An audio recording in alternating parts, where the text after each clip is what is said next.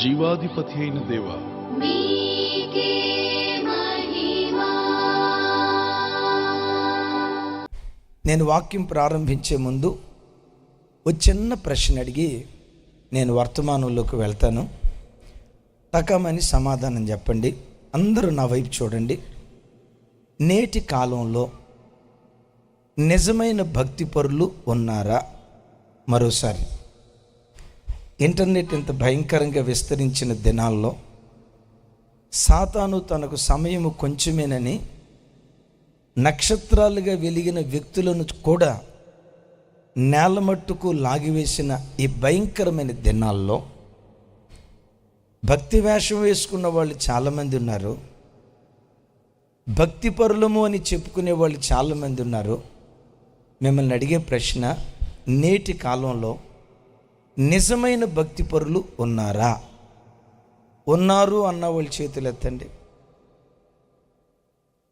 ఒక 10% దించండి. ఈ కాలంలో ఎక్కడున్నారు అయ్యగారు? భూతద్దం పెట్టి భూతలమంతా వెతికిన ఈ కాలంలో భక్తిపరులు కనపడరు అన్న వాళ్ళ చేతులు ఎత్తండి. కొంతమంది భక్త మహాశైలి ఇందాక చేయెత్తలా, ఇప్పుడు చేయెత్తలా. మీకు ముద్దుగా నేను పెట్టే పేరు ఏంటంటే గోపీలు, గోడ మీద పిల్లులు. ఎటు ఆటం ఉంటే అటు జంప్ అయిపోతారు. ఎగైన్ ఇంకొకసారి దానికైనా చేయెత్తాలి, దీనికైనా చేయెత్తాలి. ఈ రెండిట్లో ఎవరైనా చేయెత్తకపోతే ఒక్కొక్కరికి ₹1,00,000 ఫైన్ వేస్తా. ఓకే, నేటి కాలంలో నిజమైన భక్తిపరులు ఉన్నారా? ఉన్నారు అన్న వాళ్ళు చేతులు ఎత్తండి. ఏంటి ఇప్పుడు చాలా చేతులు లేచినాయి? సరిదించండి. లేరయ్య గారు, కొంతవరకు భక్తిపరులు ఉన్నారు కానీ 100% భక్తిపరులు ఈ కాలంలో లేరయ్యా అన్న వాళ్ళ చేతులు ఎత్తండి. దానికి సగం ఓట్లు పడ్డాయి, దీనికి సగం ఓట్లు పడ్డాయి. సరే, బైబిల్లో నుంచి ఉన్నారో లేరో, బైబిల్లో నుంచి ఒక మాట మీకు జ్ఞాపకం చేస్తాను. అది సుమారుగా క్రీస్తు పూర్వం 700 సంవత్సరాల క్రితం, క్రీస్తు పూర్వం 700 సంవత్సరాల ప్రాంతంలో రాయబడిన ఒక అద్భుతమైన పుస్తకం. మీకా గ్రంథం 7వ అధ్యాయం. అందరు మీ బైబిల్ తెరవండి. మీకా గ్రంథం 7వ అధ్యాయం మొదటి 5 వచనాలు, 6 వచనాలు చాలా ఉన్నాయి, తప్పదు చదవక. నేను చదువుతాను, నాతో కలిసి చెప్పండి. వేసవి కాలపు పండ్లను ఏరుకొనిన తర్వాత, ద్రాక్ష పండ్ల పరిగ ఏరుకొనిన తర్వాత ఎలాగూ ఉండునో నా స్థితి అలాగే ఉన్నది. ద్రాక్ష పండ్ల గెల ఒకటైనను లేకపోయిను, నా ప్రాణమునకిష్టమైన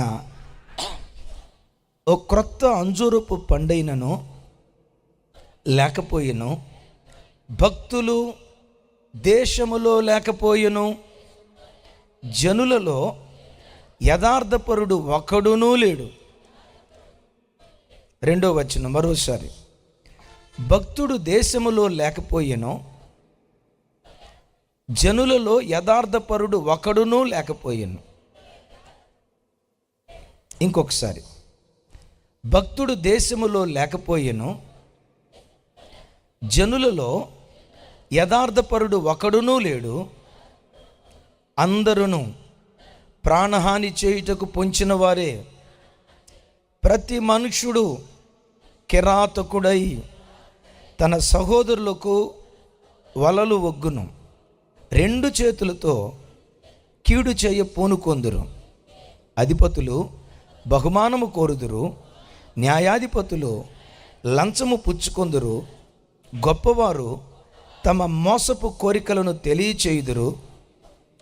అలాగున వారు ఏకపట్టుగా నుండి దాన్ని ముగింతురు. 4, 5, 6 వచనాలు బహు విచిత్రమైన మాటలు ఉంటాయి. నాతో కలిసి చెప్పండి అందరూ. వారిలో మంచివారు ముండ్ల చెట్టు వంటి వారు. ఎవరు? ఏమై ఉన్నారట? మంచివాళ్ళు ద్రాక్ష చెట్టు అనలా, మంచివాళ్ళు ఒలీవ చెట్టు అనలా, మంచివాళ్ళు అంజూరపు చెట్టు అనలా. మంచివాళ్ళు ఎవరంట? మంచివాళ్ళే మొండ చెట్లు అయితే మరి చెడ్డోళ్ళు? మంచోళ్ళు అని పిలువబడుతున్న వారే మొండ్ల చెట్టు వంటి వారు. రైట్. తర్వాత వారిలో యథార్థవంతులు ముండ్ల కంచె కంటెను ముండ్లుగా నుందురు. ఎవరు? ఎట్లా ఉన్నారట? ముండ్ల చెట్ట కంటే ముండ్లుగా ఉందురు. ముళ్ళ చెట్టుకు అక్కడక్కడ ముళ్ళు ఉన్నాయి, కానీ యథార్థ పరులకి ఒంటి నిండా ముళ్ళేనట. యథార్థ పరులు మంచివాళ్ళని పిలువబడిన వాళ్ళే ఎలా ఉంటే, ఇంకొకసారి అంట చెడ్డవారు ఇంకెట్లా ఉండి ఉంటారు? సరే, 5వ వచనం చూడండి, పెద్దగా చెప్పండి. స్నేహితుని యందు నమ్మిక ఉంచవద్దు, ముఖ్య స్నేహితుని నమ్ముకొనవద్దు, నీ కవిగిటిలో పండుకొని ఉన్న దాని ఎదుట నీ పెదవుల ద్వారమునకు కాపు పెట్టుము. అంటే ఒక మాటలో చెప్పాలంటే, నీ భార్య నువ్వు విన్నారా? నీ భార్యని నువ్వు నమ్మొద్దురా అంటున్నాడు. నా వైపు కోపంగా చూడొద్దు, మీకు ఏదైనా కోపం వస్తే మీకన్నా అడగండి అన్న. విన్నారా? ఇది నేను రాసింది కాదు కదా. మీకేమైనా కోపం వస్తే భక్తుడు అంటాడు, ఒరే బాబో, నీ కౌగిట్లో ఉన్న నీ భార్య ఉందే, నీ భార్య నీ కౌగిట్లో ఉన్నప్పుడు, నీకు దగ్గర ఉన్నప్పుడు నోరు జాగ్రత్తగా పెట్టుకో, నీ పెదాలకు తాళం వేసుకో, లేకపోతే అయిపోయింది నీ సంగతి అన్నట్టు మాట్లాడుతున్నాడు. కొంతమంది అక్కోళ్ళు నా వైపు సీరియస్గా చూస్తున్నారు. మీకేమైనా కోపం వస్తే మేకాన్ని అడగండి. మేకాను కలవాలంటే పరలోకానికి వెళ్ళాలి, అంటే మీరు చచ్చిపోవాలా. ఆమేనా? రైట్. అంతటితో ఆగిపోయాడా? 6వ వచనం ఇంకా బాగుంది. కుమారుడు తండ్రిని నిర్లక్ష్య పెట్టుచున్నాడు, కుమార్తె తల్లి మీదకిని కోడలు అత్త మీదకిని లేచెదరు, ఎవరి ఇంటి వారు వారికే విరోధులగుదురు. 2వ వచనం, భక్తుడు దేశములో లేకపోయెను, జనులలో యథార్థపరుడు ఒక్కడునూ లేడు. ఇప్పుడు అందరు నా వైపు చూడండి. అంతా చదివి విన్నాం కదా. ఇంతకు అడిగిన ప్రశ్నకి భిన్నమైన సమాధానాలు వచ్చాయి. ఇదంతా చదివిన తర్వాత అగైన్ నా క్వశ్చన్ రిపీట్ చేస్తున్నా. భక్తి వేషం వేసుకున్న వాళ్ళు ఉన్నారు, నాకులాగా తెల్లబట్టలు వేసుకుని నేను భక్తిపరుణ్ణి అని చెప్పుకునే వాళ్ళు ఉన్నారు. ఈ లేఖన ఆధారంగా అగైన్ మిమ్మల్ని ప్రశ్నిస్తున్నాను, దేశంలో నిజమైన భక్తుడు ఉన్నాడా? విన్నారు కదా ఇక్కడ, దేశంలో నిజమైన భక్తుడు ఉన్నాడా? ఉన్నాడన్న వాళ్ళు చేతులు ఎత్తండి. ఇది చదివిన తర్వాత ఉన్నాడన్న వాళ్ళు చేతులు ఎత్తండి. మొత్తం వికెట్లన్నీ ఫట్ అయిపోయినాయి. మేకా భక్తుడు, ఈ మేకా గ్రంథం దరిదాపుగా క్రీస్తు పూర్వం 737 నుంచి 696 వరకు క్రీస్తు పూర్వం ఈ పుస్తకం రాశాడు.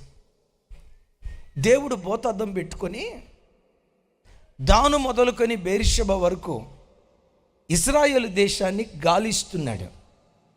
నిజమైన భక్తిపరుడు ఒక్కడైనా ఉన్నాడా? పాస్టర్లు ఉన్నారు, యాజకులు ఉన్నారు, ప్రతి శనివారం విశ్రాంతి దినాన మందిరానికి వెళ్ళి ఆరాధించే భక్తులు ఉన్నారు, నాకులాగా పూర్తిగా వైట్ డ్రెస్ వేసుకున్న భక్తులు చాలామంది ఉన్నారు, భక్తులమని చెప్పుకునే వాళ్ళు చాలామంది ఉన్నారు. దాను మొదలుకొని బెర్షెబ వరకు దేవుడు ఇశ్రాయేలు దేశాన్ని జల్లెడబడుతున్నాడు. ఈ రాత్రి కూడా క్రైస్తవ జనమ ఫుల్ ఫీట్ మీద నిలబడి వాక్యం బోధిస్తున్న నా మొదలుకొని, అదిగో అక్కడ బుక్ స్టాల్ దగ్గర వైట్ డ్రెస్ వేసుకొని నిలబడిన ఆ బిడ్డ వరకు ప్రతి బిడ్డను దేవుడు జల్లెడబడుతున్నాడు. వీళ్ళల్లో యథార్థంగా బ్రతికే వ్యక్తులు ఎవరు? నిజంగా భక్తి చేసే ప్రజలు ఎంతమంది? భక్తిపరులమని చెప్పుకునే వాళ్ళు చాలామంది ఉన్నారు. నిజమైన భక్తుడు ఎవరు అని ఆ రోజు యెరూషలేమును చూసినట్లుగా ఈ రాత్రి కూడా ఆ దేవుడు మనల్ని వెతుకుతున్నాడు. అయ్యా, ఇంతకీ యెరూషలేముని వెతికితే, ఇశ్రాయేలు దేశాన్ని వెతికితే దేవునికి భక్తులు ఎవరైనా కనపడ్డారా? ఏమంటాడో తెలుసా? వేసవి కాలం వచ్చినప్పుడు ద్రాక్ష పంట అంతా ఏరుకున్న తర్వాత పరిగుంటదే, ఆ పరిగెను కూడా ఏరుకున్న తర్వాత ద్రాక్ష పంటను చూస్తే ఒక్క ద్రాక్ష గెల కూడా కనపడదు కదా. అంజురపు పంట అంతా కోసిన తర్వాత పరిగేరుకుంటారే, పరిగేరుకున్న తర్వాత ఇక పంట మిగలదు కదా. ద్రాక్ష తోటను పరిగేరుకున్న తర్వాత చూస్తే పంట లేనట్లుగా, అంజూరపు పరిగనేరుకున్న తర్వాత ఆ పంటను చూస్తే ఒక్క ఫలం కూడా లేనట్లుగా దేశం అంతా వెతికితే ఒక్క భక్తిపరుడు కూడా నాకు కనపడలేదు. పరిగ ఏరుకున్న తర్వాత పంట ఎలా కనబడుతుందో, నిజమైన భక్తిపరుడు ఒక్కడైనా ఉన్నాడని నేను దేశాన్ని వెతికితే ఒక్కడు కూడా నాకు కనబడలేదు. దేవుడు అక్కడ అంటాడు, వేసవి కాలములో పరిగేరుకున్న తర్వాత పంట ఎలా ఉందో నా ప్రజల స్థితి కూడా అలాగే ఉంది. శనివారం విశ్రాంతి దినాన్ని వస్తున్నారు, ఆరాధిస్తున్నారు, పాటలు పాడుతున్నారు, వాయిద్యాలు వాయిస్తున్నారు, ప్రసంగాలు చేస్తున్నారు. ప్రసంగం చేసే ప్రసంగికుడు మొదలుకొని ప్రజల వరకు వెతికితే ఒక్కడు కూడా నాకు భక్తిపరుడు కనబడలేదని వేదనతో దేవుడు ఇక్కడ వాడిన పదం, వేసవి కాలములో పరిగేరుకున్న తర్వాత పంట ఎలా కనపడుతుందో ప్రజలు నాకు అలాగే కనపడుతున్నారు. క్రైస్తవ జనమా, ఈ రాత్రి దేవుడి స్థలమంతా వెతుకుతూ ఉన్నప్పుడు ఈ స్థలం కూడా పరిగేరుకున్న తర్వాత ఒక్క ఫలం కూడా కనపడలేదంటాడే. నిజమైన ప్రార్థన పరుడు ఒక్కరైనా ఉన్నారా? పరిశుద్ధంగా బ్రతికే వాళ్ళు నిజంగా ఒక్కళ్ళైనా ఉన్నారా?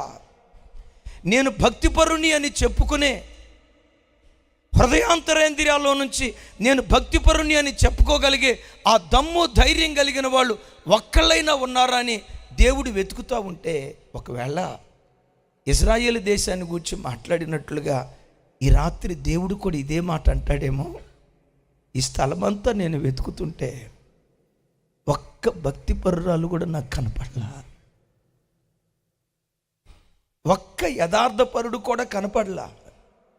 భక్తి వేషం వేసుకున్నారు కానీ, మేము భక్తిపరులు అని చెప్పుకుంటున్నారు కానీ, భక్తికి తగినట్లుగా నిలువుటద్దంగా బ్రతికే వ్యక్తి ఒక్కడు కూడా నాకు కనపడలేదు అని ఒకవేళ ఈ రాత్రి నిన్ను గూర్చి దేవుడు ఈ మాట అంటాడేమో, నిన్ను గూర్చి ఇదే మాట అంటాడేమో.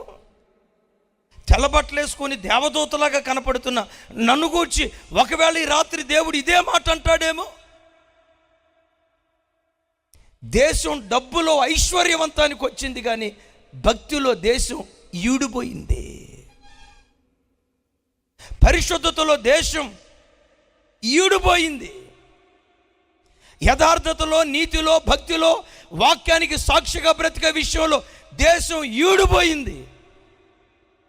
ఉయ్యూరు పరిసర ప్రాంతాల నుంచి రాత్రి సువార్త సభకు వచ్చిన దేవుని బిడ్డలారా, డబ్బులో ఎదిగావు, నీ పిల్లలు డబ్బులో ఎదిగారు.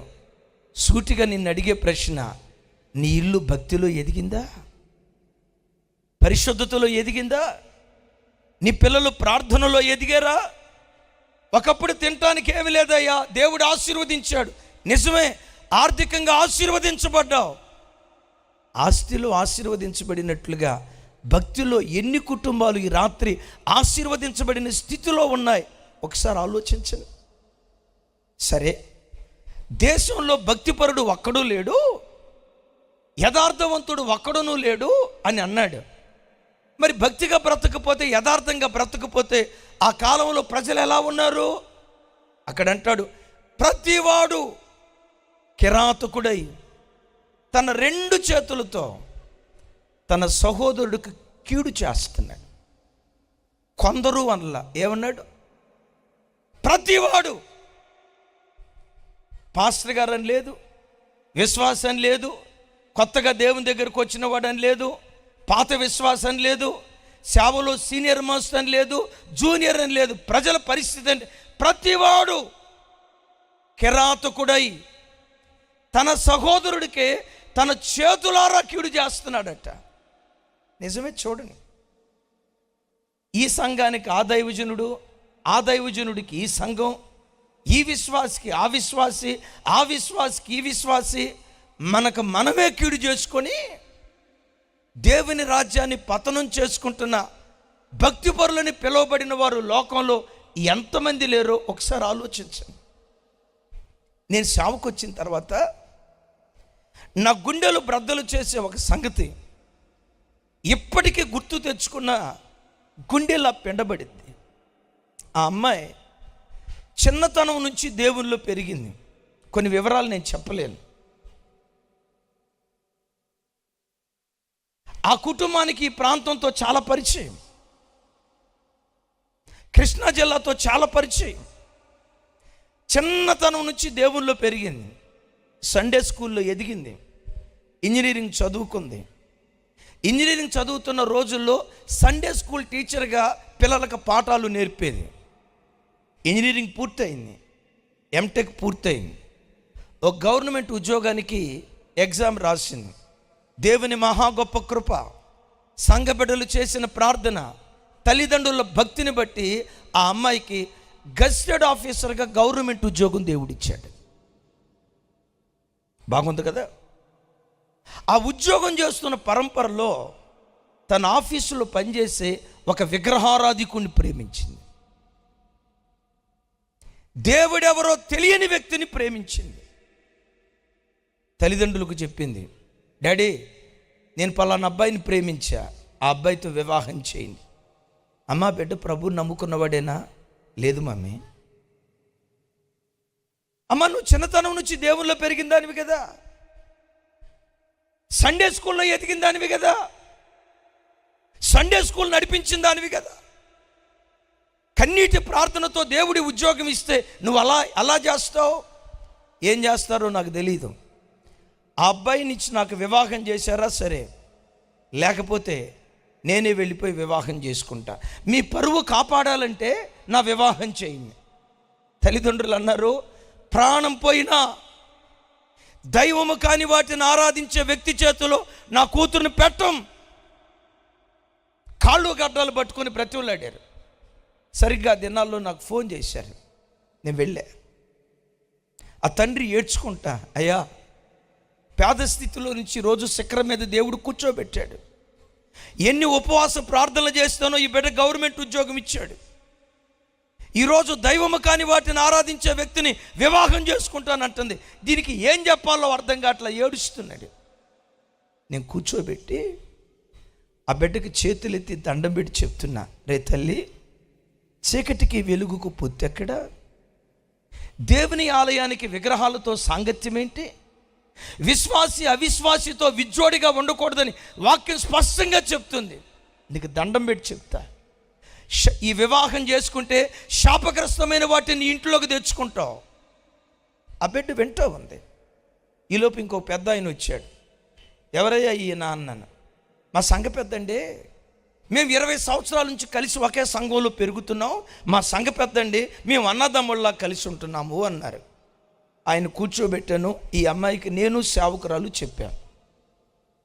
3 గంటల తర్వాత దేవుని కృప, ఆ బిడ్డ తన మనస్సు మార్చుకుని, అయ్యగారు మీరు చెప్పిన లేఖనానుసారంగా నా మనసు మార్చుకుంటున్నా. ఆ అబ్బాయి మీద నా గుండెల్లో ఉన్న ప్రేమ దేవుడు విరిచేటట్లుగా నా కొరకు ప్రార్థన చేయండి, నా మనసు మార్చుకుంటున్నాను అంతే. సరే, తల్లిదండ్రులకు ఆ మాట చెప్పాం. తల్లిదండ్రులు సంతోషంగా ఆనందంగా గంతులేశారు. ప్రార్థన చేశాను, తిరిగి వచ్చాను. 2 నెలల తర్వాత మరలా అమ్మాయి తండ్రి నాకు ఫోన్ చేశాడు. మన సంఘానికి వచ్చే బిడ్డలు కాదు. ఫోన్ చేసి ఏడుస్తున్నాడు. ఏమని ఏడుస్తున్నాడు తెలుసా? నా కూతురు పలానా పోలీస్ స్టేషన్లో కేసు పెట్టిందయ్యా, మా నాన్న నన్ను హత్య చేయబోతున్నాడు, నేను ప్రేమించిన ప్రియుని హత్య చేయబోతున్నాడని నా మీద కేసు పెట్టి నా కూతురు నాకు తెలియకుండా ఆ అన్యుని వివాహం చేసుకుందయ్యా. గుండె లవిసేలాగా ఏడుస్తూ, ఒకసారి ఇంటికి రండి అయ్యా, చచ్చిపోవాలో బ్రతకాలో అర్థం కావట్లా, ఒకసారి రండి అయ్యా. వెళ్ళా. నేను అడిగే, అయ్యా అప్పుడు బిడ్డ మనసు మార్చుకుంది కదా, మరలా అబ్బాయిని ఎట్లా వివాహం చేసుకుంది? మనసు మార్చుకుంది నిజమే, అన్యుని వివాహం చేసుకోనని తీర్మానం చేసుకుంది నిజమే. నా కూతురు పూర్తిగా మారింది.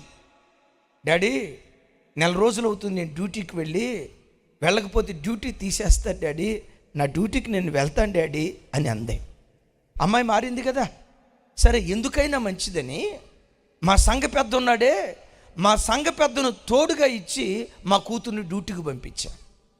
మా సంఘ పెద్ద మా కూతురుతో చెప్తాడట, పిచ్చిదానే, మన దేవుడే ప్రేమామయుడు, మనం అన్యులుగా ఉన్నప్పుడు వెతుక్కుంటా మన దగ్గరకు రాలేదా దేవుడు?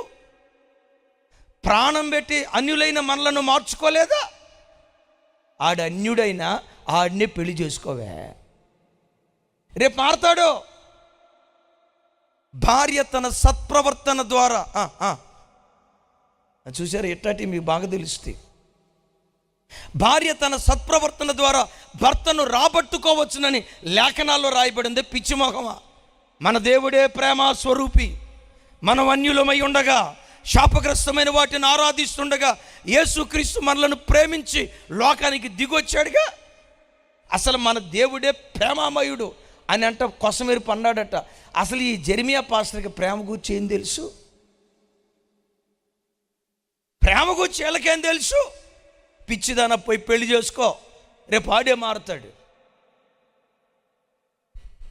మా సంఘ పెద్ద మా అన్నదమ్ముళ్ళు లాంటి వాళ్ళమని 20 సంవత్సరాలు కలిసి పెరిగిన సహోదరుడు తన ఇంటి వారికి, చూసారా, తన ఇంటి వారికి కుట్రదారుడుగా మారిపోయాడు. ఇప్పుడు చెప్పండి, ఈ క్రైస్తవ కుటుంబానికి ఎవరు కుట్రదారుడు? టిల్ డేట్ ఆ పెండ్లి దరిదాపుగా 12 సంవత్సరాలు అవుతుంది. ఎప్పటికీ అల్లుడు మారకపోక భార్యతో అంటాడట, నేనే దేవుణ్ణి ఆరాధిస్తున్నాను, నువ్వు అక్కడికి రావాలి, నేను ఆరాధించే వాటిని నువ్వు ఆరాధించాలి. ఎప్పటికీ కొట్లాట. ఒకరోజు ఆ ఇంటికి వెళితే ఈ యవనమ్మ ఏడుస్తూ ఏమందో తెలుసా? నేను మోసం చేసుకున్నానయ్యా, నా తండ్రి గొంతు నేను కోసా నిజమే, దానితో పాటు నా జీవితం పాడైపోవటానికి మా ఇంటికి వచ్చిపోయే మా పెద్దన్నాడే, మా సంఘ పెద్దన్నాడే కుట్రదారుడై కావాలని నా మనసు మార్చుకున్నా కూడా ఈ పాపంలోకి నన్ను నెట్టాడు. నాకు అనిపించింది, అన్యుడు చేస్తే పోనీలే అనుకోవచ్చు, దేవుని ఎరగని వాడు చేస్తే పోనీలే అనుకోవచ్చు, శత్రువు చేస్తే పర్వాలేదు అనుకోవచ్చు. ఈ కీడు చేసింది ఎవరు? ఇలాంటి కుట్రతో కూడుకున్న కార్యక్రమం చేసింది ఎవరు? తన ఇంటి వాడే, సంఘానికి వచ్చే బిడ్డే. దైవజనమా, ఈరోజు చాలా చోట్ల చూడండి, ఆదివారం మందిరానికి వస్తూ ఉంటారా, బ్రదర్ అంటూనే, సిస్టర్ అంటూనే, అక్క అంటూనే, తమ్ముడు అంటూనే మంచిగా ఉంటూ ఓ ₹1,00,000 వాళ్ళ దగ్గర, ఇంకో ₹1,00,000 వీళ్ళ దగ్గర, మరో ₹1,00,000 ఇంకో దగ్గర, ఈ డబ్బులు తీసుకొని చర్చిలో నుంచి మాయమై చర్చిల్ని ముక్కలు చేసిన క్రైస్తవులు లోకంలో ఎంతమంది లేరు? సహోదరుల మధ్యలోనే కుట్రదారులు బయలుదేరుతున్నారు. విచిత్రం ఏంటో తెలుసా? మరలా ఈ కుట్రదారుడు మందిరానికి వస్తున్నాడు, దేవుణ్ణి ఆరాధిస్తున్నాడు, నేను దశమభాగం ఇస్తున్నాను అంటున్నాడు, సంఘ పెద్దగా బ్రతుకుతానంటున్నాడు. కానీ పరిస్థితులు ఏంటంటే కుట్ర. ఈ సంఘానికి ఆ సంఘం కుట్ర, ఈ దైవజనుడికి ఆ దైవజనుడు కుట్ర, ఈ ఇంటి వారికి ఆ ఇంటి వారు కుట్ర. వీరందరూ మరలా మేము దేవుని పిల్లలమని చెప్పుకుంటూ ఉన్నారు. ఇప్పుడు నేను అడుగుతా, వీరు దేవుని బిడ్డలని పేరు కలిగి మేము భక్తి పరులము అని చెప్పుకుంటే దేవుడు దీన్ని అంగీకరిస్తాడా? స్వరమెత్తి చెప్పండి, కొంచెం గట్టిగా చెప్పాలి, ఇంకోసారి చెప్పాలి. ఇలాంటి కుట్రదారులు ఒకవేళ ఏ కుటుంబానికైనా వ్యతిరేకంగా మీలో ఎవరైనా కుట్ర చేశారేమో, ఏ కుటుంబానికి వ్యతిరేకంగానైనా చాటున ఆ కుటుంబాన్ని గురించి విమర్శిస్తూ మాట్లాడారేమో, ఏ సంఘానికి వ్యతిరేకంగా కుట్ర చేస్తూ నెగిటివ్గా ఎక్కడైనా మాట్లాడిన జ్ఞాపకాలు ఒకవేళ మీ జీవితంలో ఉన్నాయేమో, తస్మా జాగ్రత్త. కుట్రదారులు చేతులారా ఒకవైపు కీడు చేస్తూ మంచివాళ్ళు ముండ్లుగా ఉన్నారట, యథార్థపరులు ముండ్లుగా ఉన్నారు అని చెప్పి అక్కడ చెప్పుకుంటూ ముగింపులో ఏమంటాడో తెలుసా? చూడండి ఆ మాట ఒకసారి. మీకా గ్రంథం 7వ అధ్యాయం 6వ వచనం నాతో కలిసి చెప్పండి. కుమారుడు తండ్రిని నిర్లక్ష్య పెట్టుచున్నాడు, కుమార్తె తల్లి మీదకిని కోడలు అత్త మీదకిని లేచెదరు. ఎవని ఇంటి వారు వారికే విరోధులగుదురు. ఏమంటాడు? కుమారుడు తండ్రిని నిర్లక్ష్య పెడుతున్నాడట, కుమార్తె తల్లి మీదకి లేస్తుందట. ఈరోజు ఏ మందిరంలోనైనా చూడండి, ఒకప్పుడు మందిరానికి వచ్చేది ఎవరై అంటే పెద్దవాళ్ళు, ముసలివాళ్ళు, వృద్ధులు, నడి వయసులో ఉన్నవాళ్ళు.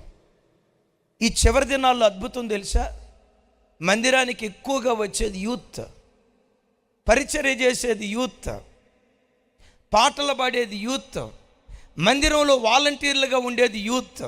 మంచిది, సంతోషం. ఈ మందిరానికి వచ్చిన ఈ యవ్వన బిడ్డలు పాస్టర్ గారిని చూస్తే గడగడ వణుకుతారు, పాస్టర్ గారిని చూస్తే గడగడ వణుకుతారు.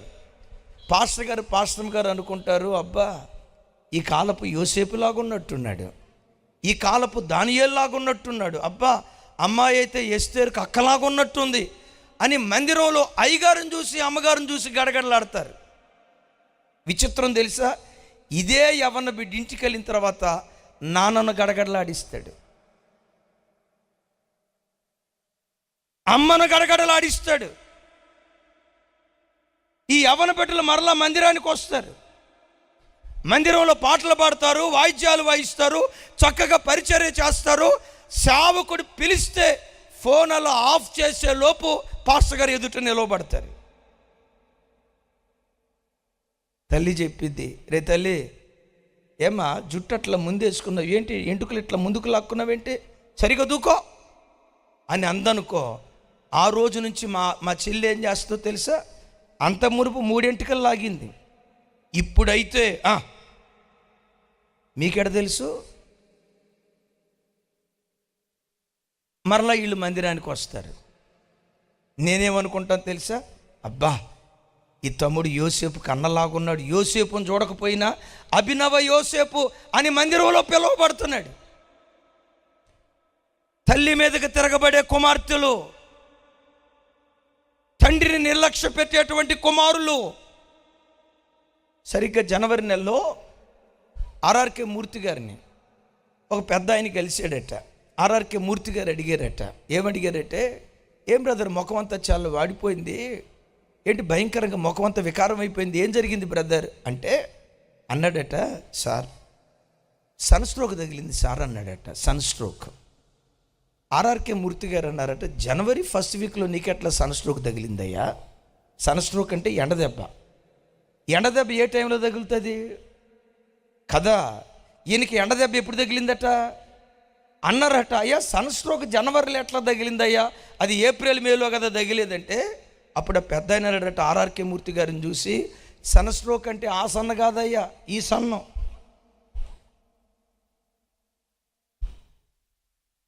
ఎంతమంది తండ్రులకు సన్ స్ట్రోక్ నాన్న,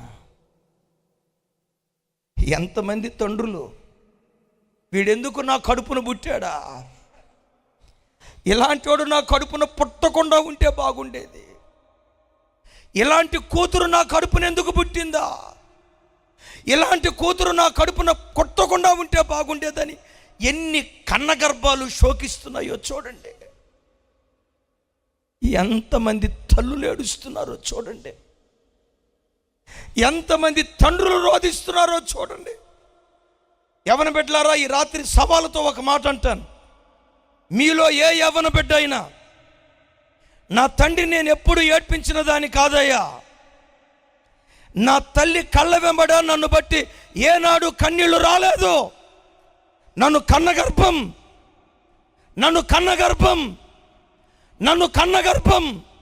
నా వైపు చూడాలి, నన్ను కన్నగర్భం నన్ను బట్టి ఆనందించిందే కానీ నన్ను కన్న గర్భం ఏనాడు నన్ను బట్టి ఏడవలేదని ధైర్యంగా చేతులెత్తగలిగే యవ్వన బిడ్డలు ఎవరైనా ఉంటే చేతులెత్తండి. సవాల్. ఏమా ఎత్తి దించేవేంటి? మీ నాన్న చూస్తాడని భయం అయిపోయిందా ఏంటి? ఒక్కళ్ళు ఎగైన్ మీ అందరినీ సూటిగా ప్రశ్నిస్తున్నా. ఎంతమంది యవ్వన బిడ్డలు ఉన్నారుగా, ఇంతమంది యవ్వన బిడ్డలు ఉన్నారు కదా, యవ్వన బిడ్డలారా మిమ్మల్ని అడుగుతున్నా. నా తండ్రి నేను ఎప్పుడు ఏడ్పించలా, నా తల్లి నేను ఎప్పుడు ఏడ్పించలా. అతడు పుట్టినందుకు అనేకులు సంతోషించారని బాప్తిస్మం ఇచ్చి యోహాను గురించి రాయబడినట్లుగా నన్ను కన్న గర్భాన్ని నేను ఎప్పుడు సంతోషపెట్టా అని ఎంతమంది ధైర్యంగా చేయెత్తగలరు? సరే, ఇందాక దానికి చేయెత్తలా, ఇప్పుడు దానికి చేయుతారేమో చూద్దాం. నేను పుట్టినప్పటి నుంచి యవ్వన వయసుకు వచ్చిన తర్వాత నా తల్లిదండ్రులను చాలా ఏడ్పించాను అన్న వాళ్ళు చేతులు ఎత్తండి. Thank you. అయిపోయింది. ఈ రోజు నుండి ఆ కన్న గర్భానికి సంతోషాన్ని ఇచ్చే పిల్లలుగా దేవుని సన్నిధిలో బ్రతుకుదుము కాక. భక్తి అంటే 4 గోడల మధ్యలో పరిచర్య చేసి బయటికి వెళ్ళిన తర్వాత విచ్చలవిడిగా బ్రతికేది కాదు. 4 గోడల మధ్యలో ఎలా బ్రతికేమో 4 గోడల మధ్యలో బ్రతికిన బ్రతికే లోకానికి వెళ్ళిన తర్వాత కూడా అది ప్రతిబింబించేదిగా ఉండునుగాక. పెద్దగా చెప్దాం ఆమేన్. ఆ తర్వాత ఏమంటాడో తెలుసా? కోడలు కొంచెం పెద్దగా చెప్పాలి, కొంచెం గట్టిగా. ఇక్కడ ఎంతమంది కోడలు ఉన్నారు? కోడల్స్ నా వైపు చూడండి. ఒకసారి ఎంతమంది కోడళ్ళు ఉన్నారు ఒకసారి చేతులు ఎత్తండి, పర్వాలేదు. ఏమిరా తల్లి నవ్వుకున్నావు? నా అత్త మీదకి నేను ఎప్పుడూ లేవలేదు. మా వివాహమైన తర్వాత మా అత్తతో నేను ఒక్కసారి కూడా గొడవ పడలేదు. ఓ తల్లి కూతురులాగా మేము కలిసి ఉన్నాం అని ధైర్యంగా చెప్పేవాళ్ళు ఎవరైనా ఉంటే చెయ్యి పైకి ఎత్తండి. మీ చెయ్యి నిజంగా పైకి లేస్తే పూలదండేసి ఫోటో తీసి రేపు పేపర్లు వేపిస్తా. ఖర్చు అంతా నాదే. ఒక్కళ్ళు. ఇంతకీ మీ అత్త బతికే ఉందా? భూమి మీద ఏముందా? అసలు ఈ ప్రార్థనకు వచ్చిందా? ఈ ప్రార్థనకు రాకపోతే చెల్లు, వస్తే నమ్ముతా. ఎక్కడో ఉండి మా అత్త మీదకి నేను లేవలే, రైట్ అయ్యి ఉండొచ్చురా తల్లి. అయినా అట్లా చేయెత్తటానికి మనస్సాక్షి ఒప్పుకోవాలి కదా, ఆ ధైర్యం ఉండటాన్ని బట్టే. సరే చూడండి ఏంటి పరిస్థితి. అత్త కోడళ్ళు ఇద్దరు చర్చికి వస్తారు. కానీ విచిత్రం ఏంటో తెలుసా? అత్త అంటే కోడలకు పడదు, కోడలంటే అత్తకు పడదు.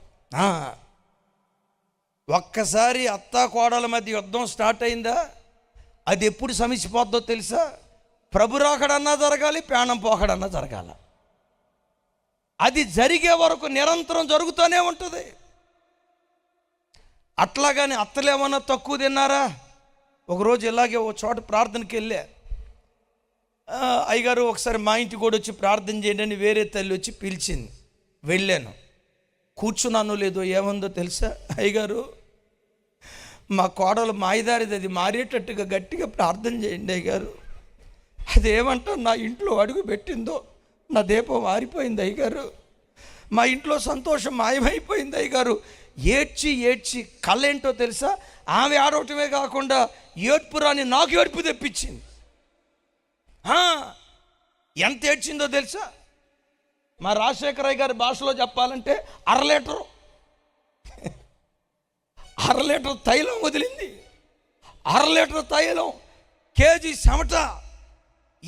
ఏడిస్తే నేను మనసులో అనుకున్నాను, ఎంత మూర్ఖపు కోడలు ఎట్లా వచ్చిందిరా, ఎందుకు ఇట్లా జరుగుతుంది అని అనుకొని, సరే అమ్మ ఒక అర్ధగంట సేపిన తర్వాత మీ కోడలను పిలువమ్మా అన్న. పిలిస్తే లేగయ్య గారు, ముందు దాన్ని ఎందుకు మా అబ్బాయిని పిలుస్తాను ఆగాని పిలిచింది. ఏమని పిలిచిందో తెలుసా? రే బులిబాబు, రే నానా బులిబాబు, నానా బులిబాబు రానన్నా అయ్యగారు ప్రార్థన చేస్తారు అని అంది. బులిబాబు అంటంతో వాడు ఎంత ఉంటాడేమో అనుకున్నా. వాడు గొలియాతుకు అన్న వినండి, 6 అడుగులు ఎత్తు. వాడు నడుస్తూ ఉంటే భూమి గద కదులుతుంది అంది. బుల్లిబాబు అంది. నేనేం తప్పుగా అనుకోలే, తల్లి కదా బిడ్డ ఎప్పటికీ అట్లా ముద్దుగానే ఉంటాడు కదా. కొడుకు 60 సంవత్సరాల వయసు వచ్చిన తల్లికి ఆ ప్రేమ ఉంటుంది. నేను దాన్ని తప్పు పట్ల ఎంత ప్రేమగా పిలుస్తుందో కదా కొడుకుని అని అనుకున్నా. వాడు రానే వచ్చాడు. ఆ తర్వాత కూతుర్ని పిలిచింది. ఏమని పిలిచిందో తెలుసా? రే తల్లి బంగారం, అమ్మారే బంగారం, తల్లి ఎక్కడున్నారో తల్లి అంది. బంగారం అంటంతో నేను అనుకున్న ఇక మేలిమి ఛాయేమో అద్భుతంగా ఉంటుందేమో అనుకొని అమ్మాయి నడుచుకుంటూ వస్తుంటే విచిత్రం చెప్పమంటారా, అమ్మాయిని చూస్తే అమావాస్య సేకటి, నవ్వితే కళ్ళు పళ్ళు తప్ప ఏమీ కనపట్ల. నమ్మండి మీరు, నవ్వితే కళ్ళు పళ్ళు తప్ప ఏమీ కనపట్ల. మరలా ఏమంటుంది? మీరు నవ్వారు, నేనేం తప్పు పట్ల. కాకి పిల్ల కాకి ముద్దు, తప్పే ఉంది అందులో? కడుపును పుట్టిన బిడ్డను అలా ప్రేమగా పిలవటం తప్పేం కాదు. సరే, సంతోషంగా చూస్తున్నా. ఇప్పుడు కోడలు వంతు వచ్చింది. కోడలు ఏమని పిలుస్తుందో చూస్తున్నా. చూడండి, ఏమని పిలిచిందో తెలుసా? పర్లేదు, లైవ్ వెళ్ళిపోయినా పర్వాలా. ఏమంటుందో తెలుసా? ఏమై వచ్చే చెవిడిదానా? నాకు కొంచెం బాధ అనిపించింది. కొడుకునేమో బుజ్జిబాబు అంది, కూతురునేమో బంగారం ఉంది. కోడల దగ్గరకు వచ్చేసరికి ఏమై చెవిడిదానా అని ముగింపులు ఏముందో తెలుసా? ఏమై కాలిన మోహం దానే, ఎక్కడున్నావు రావే అంది. కాలిన మోహం దాంతో నేను అనుకున్న పాపం ఆ బిడ్డ బాగా నల్లగా ఉంటుందేమో, సరేలే ప్రార్థన చేద్దామని చెప్పి ఆ బిడ్డ అట్టా ఉంటుందో చూద్దామని ఆ బిడ్డ వైపు చూస్తుంటే నడుచుకుంటూ వస్తుంది. ఆ బిడ్డ ఎట్లుందో చెప్పంటారా? కొందనపు బొమ్మ అంటారే, మేలిమి రంగు ఎంత చక్కగా ఉందో అంత చక్కగా ఉంది. అంత చక్కగా ఉన్న కోడలను పట్టుకొని ఏమంటుందో తెలుసా? ఏమే కాలిన మోహం దానే, వసే అని అంటుంది. నేను అప్పుడు మనసులో అనుకున్నా, మారాల్సింది కోడలు కాదు, ఈ అత్త కాదు, ముసలిది మారాల. మరలా వీళ్ళందరూ ప్రార్థనకు వస్తారు. ఎన్ని కుటుంబాల్లో కోడల్ని రాకాసి రంపాన పెట్టి గమనించండి. అత్తలు ఎన్ని కుటుంబాల్లో లేరు? కూతురుని ఒక రకంగా ప్రేమిస్తారు, కోడలను ఒక రకంగా ప్రేమిస్తారు, కొడుకుని ఒక రకంగా ప్రేమిస్తారు, అల్లుని ఒక రకంగా ప్రేమిస్తారు. నేను అంటాను, ఇది భక్తి పరుల లక్షణమా? ఇది ప్రార్థనా పరుల లక్షణమా? ఇది దేవుని బిడ్డల లక్షణమా? ఒకరికొకడు కీడు చేసుకునే తత్వం ఇది దేవుని బిడ్డల లక్షణమా? నేనంట, నిజమైన దేవుని బిడ్డ ఎలా ఉంటాడో తెలుసా? ఎవ్వరికి కీడు చెయ్యడు. ఎవరైనా తన బ్రతుకులో తనకు కీడు చేస్తే ఆ కీడు చేసిన వాడిని కూడా కీడును కీడుతో కాకుండా కీడును మేలుతో జయించేవాడిగా ఉంటాడు. కొంచెం గట్టిగా చెప్దాం ఆమెన్. కొంచెం గట్టిగా చెప్దాం ఆమెన్.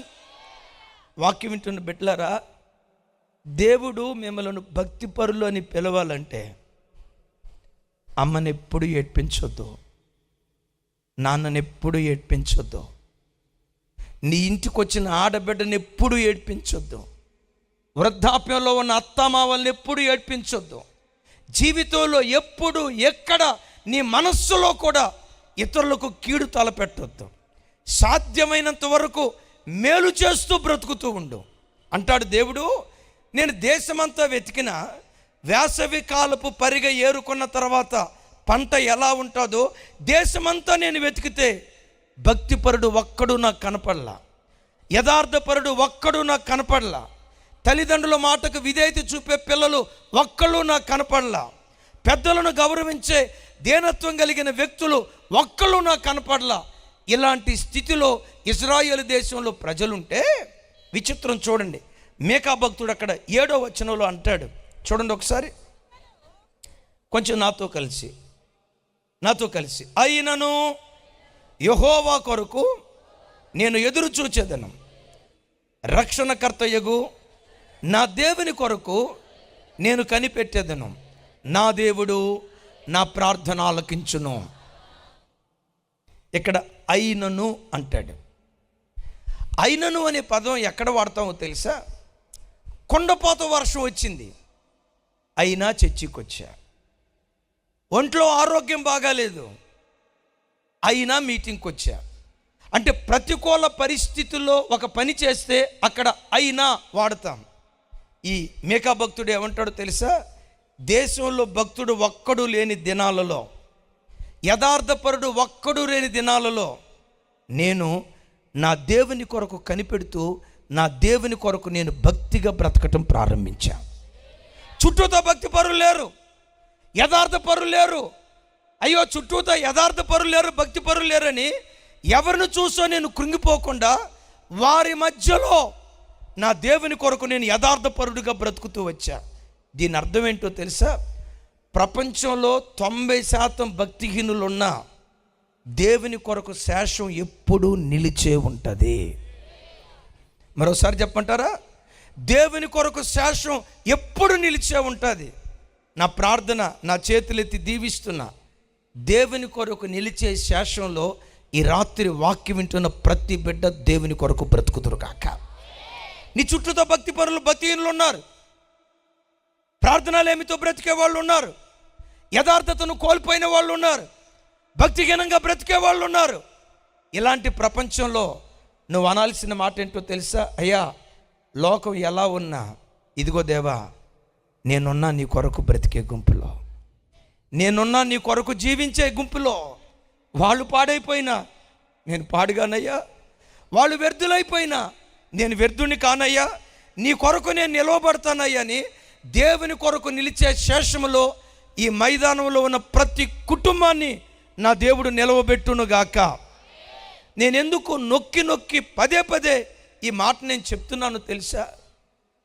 కుటుంబాలు మందిరాలు కోస్తాయి, కానీ భక్తిగా బ్రతికే ప్రజలు చాలా కొద్ది మంది. మా చర్చికి ఒక తమ్ముడు వస్తున్నాడు, 30 సంవత్సరాల వయసులో బాప్తిస్మం తీసుకున్నాడు. నేను ఆ తమ్ముడిని అడిగా, తమ్ముడు మీరు అన్ని కుటుంబం నుంచి రక్షించబడ్డారా అన్న.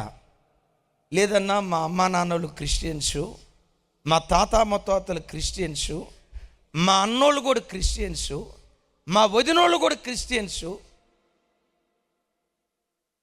తమ్ముడు అమ్మా నాన్న క్రిస్టియన్ అయ్యి ఇన్ని సంవత్సరాలు 30 సంవత్సరాల వయసు వచ్చే వరకు ఎందుకు నువ్వు బాప్తిస్మం తీసుకోలేదు అన్న. నా వైపు చూసి ఏమన్నాడు తెలుసా? నేను మారకపోవటానికి మా అన్నయ్యోళ్ళు మా వదినోళ్ళే కారణం అన్నా అన్నాడు. నువ్వు మారకపోవటానికి అన్నయ్యోళ్ళు వదినోళ్ళు కారణం ఏంటి తమ్ముడా అన్న. ఏమన్నాడు తెలుసా? మా అన్నయ్యోళ్ళు ఇద్దరు చర్చికి వెళ్తారు, మా వదినోళ్ళు ఇద్దరు చర్చికి వెళ్తారు. మా అన్నయ్యోళ్ళు కానీ మా వదినోళ్ళు కానీ వృద్ధాప్యంలో ఉన్న మా అమ్మా నాన్నని ఇంటికి పిలిచి మొద్దన్నం పెట్టరు. నాకు పెళ్ళి కాల. మా వదినోళ్ళు ఏమంటారో తెలుసా? మీ తమ్ముడు వాసన కూడా మాకు తగలకూడదు, మీ తమ్ముడు మా ఇంటికి రాకూడదు. అరే అమ్మా నాన్నలు వృద్ధాప్యంలో ఉన్నారు, అక్కడికి వెళ్ళలేని స్థితి, ఒకరోజు ఉంటాడు అంటే ఒకవేళ మీ తమ్ముడిని ఇక్కడ పెట్టుకునేటట్టుంటే మేము పుట్టింటికి వెళ్ళిపోతాం. ఆ తమ్ముడు ఏమన్నాడు తెలుసా? నేను మారకపోవటానికి మా అన్నయ్యోళ్ళు మా వదినోళ్ళే కారణం అన్నా. మరి ఇప్పుడెందుకు మారేవు తమ్ముడా అన్న. 2 వారాల క్రితం మీరు వాక్యం చెప్పేటప్పుడు మనుషులను చూడొద్దు, మనం విశ్వాసమునకు కర్తయు దాన్ని కొనసాగించు యేసు వైపు మనం చూడాలి. కళ్ళ ముందు పడిపోయిన వాడు ఉంటాడు, పరిగెత్తేవాడు ఉంటాడు, తూలిపోయిన వాడు ఉంటాడు, త్రుట్టిల్లేవాడు ఉంటాడు. మన ఆధ్యాత్మిక జీవితంలో పడిపోయిన వాడిని చూడొద్దు, నిలవబడిన వాడిని చూడొద్దు. ఎప్పటికీ ఎన్నటికీ పడిపోని, ఎప్పటికీ ఎన్నటికీ నిలవబడి ఉండే యేసుక్రీస్తును మనం చూడాలి. యేసుక్రీస్తును తప్ప విశ్వాసమునకు కర్తయు దాన్ని కొనసాగించే యేసు వైపు మనం చూడాలి. ఈరోజు జెర్మియానే నేను నిలవబడతాను, రేపు పడిపోవచ్చు. ఈరోజు ఒక పాస్టర్ గారు నిలవబడి ఉండొచ్చు, రేపు పడిపోవచ్చు. సేవకుడి మీద మన విశ్వాసాన్ని కట్టుకోకూడదు. ఏ దేవుడు నీ కొరకు ప్రాణం పెట్టాడో, ఏ దేవుడు నీ లోపల విశ్వాస బీజాన్ని నాటాడో ఆ యేసు వైపు చూస్తూ ఈ పరుగు పందెంలో సాగిపోదుముగాక. సరే, విన్నారు కదా? మీకా కాలంలో భక్తుడు ఒక్కడు లేడు అని అన్నాడు కదా. దరిదాపుగా మీకా తాను ప్రవచించిన కాలం పూర్తయిన తర్వాత దరిదాపుగా 100 సంవత్సరాలకి ఇర్మియా అనే ఒక భక్తుడు వచ్చాడు. ఈలోపు ఎంతోమంది భక్తులు ఇశ్రాయేలు దేశంలో సేవ చేశారు. సేవాకాలం వాళ్ళది పూర్తయిన తర్వాత 100 సంవత్సరాలకి ఇర్మియా భక్తుడు సేవ చేయటానికి వచ్చాడు. ఇర్మియా కాలంలో ప్రజలు ఎలా ఉన్నారో ఒకసారి మీ బైబిల్ తెరిచి చూడండి. ఇర్మియా కాలంలో ప్రజలు ఎలా ఉన్నారో ఒకసారి మీ బైబిల్ తెరిచి చూడండి. 5వ అధ్యాయం 1వ వచనం నేను చదువుతాను. అందరూ మీ బైబిల్ తెరవండి. 5వ అధ్యాయం 1వ వచనం చదువుతాను. నాతో కలిసి చెప్పండి అందరూ. యెరూషలేము వీధులలో అటు ఇటు పరిగెత్తుచు చూసి తెలుసుకొనిడి, దాని రాజవీధులలో విచారణ చేయుడి, న్యాయము జరిగించుచు నమ్మకముగా నుండు యత్నించుచున్న ఒకడు మీకు కనబడిన యెడల నేను దానిని క్షమించుదును. ఆ తర్వాత అంటాడు ఒక్కడు కూడా లేడు అంటాడు. ఒకసారి చూడండి ఈ మాట ఎంత బాధాకరంగా ఉందో. ఇర్మియా, యెరూషలేము ఆ చుట్టూను ఆ చివరి నుంచి ఈ చివరి వరకు యెరూషలేమంతా వెతకమను. అయ్యా దేని కొరకు వెతకమంటావు? న్యాయంగా బ్రతికేవాడు ఎవడైనా ఉన్నాడేమో వెతుకు. సరే న్యాయంగా బ్రతికేవాడు లేకపోయినా ఆ తర్వాత మాట ఏమంటాడో తెలుసా? నాతో కలిసి చెప్పండి. నమ్మకముగా బ్రతుక యత్నించువాడు ఒక్కడు నాకు కనబడిన యెడల నేను దేశాన్ని క్షమిస్తాను. ఏమన్నాడు దేవుడు ఇక్కడ? నమ్మకంగా బ్రతికే వాళ్ళను వెతుకు అనలా. ఆడు బ్రతకపోతే బ్రతకపోయాడురా. నేను నమ్మకంగా బ్రతకాలని ప్రయత్నం చేసేవాడు ఒక్కడున్నాడేమో చూడు. గుండెలు బ్రద్దలు చేసే మాట. అరే నమ్మకంగా బ్రతకపోతే బ్రతకపోయాడు, పరిశుద్ధంగా బ్రతకపోతే బ్రతకపోయాడు, పవిత్రంగా బ్రతకపోతే బ్రతకపోయాడు. కనీసం పవిత్రంగా బ్రతకటానికి ప్రయత్నించేవాడు ఉన్నాడేమో చూడు. భక్తిగా బ్రతకటానికి ప్రయత్నించేవాడు ఉన్నాడేమో చూడు. దేవుడు వేదనతో చెప్తే యెరూషలేము ఆ చివరి నుంచి ఈ చివరి వరకు వెతికితే ఒక్కడు కూడా దేవునికి కనపడలేదట. దైవజనమా, ఒకసారి మీరు ఆలోచించండి. ఈ రాత్రి ఈ మైదానంలో కూడా దేవుడు ఆ చివరి నుంచి ఈ చివరి వరకు మొత్తం వెతుకుతున్నాడు. ఈ దినం నుండి నేను భక్తిగా బ్రతకాలి, యథార్థంగా బ్రతకాలి, పవిత్రంగా బ్రతకాలి అని నువ్వు ప్రయత్నం ప్రారంభిస్తే చాలు. నువ్వు బ్రతకాల్సిన అవసరంలా ప్రయత్నం ప్రారంభించి దేవా నేను భక్తిగా బ్రతుకుతానయ్యని ఒక్కడుగు ముందుకై 99 అడుగులు ముందుకు దేవుడు వేసి చెయ్యి పట్టుకొని దేవుడు నిన్ను లేవనెత్తటం ప్రారంభిస్తాడు.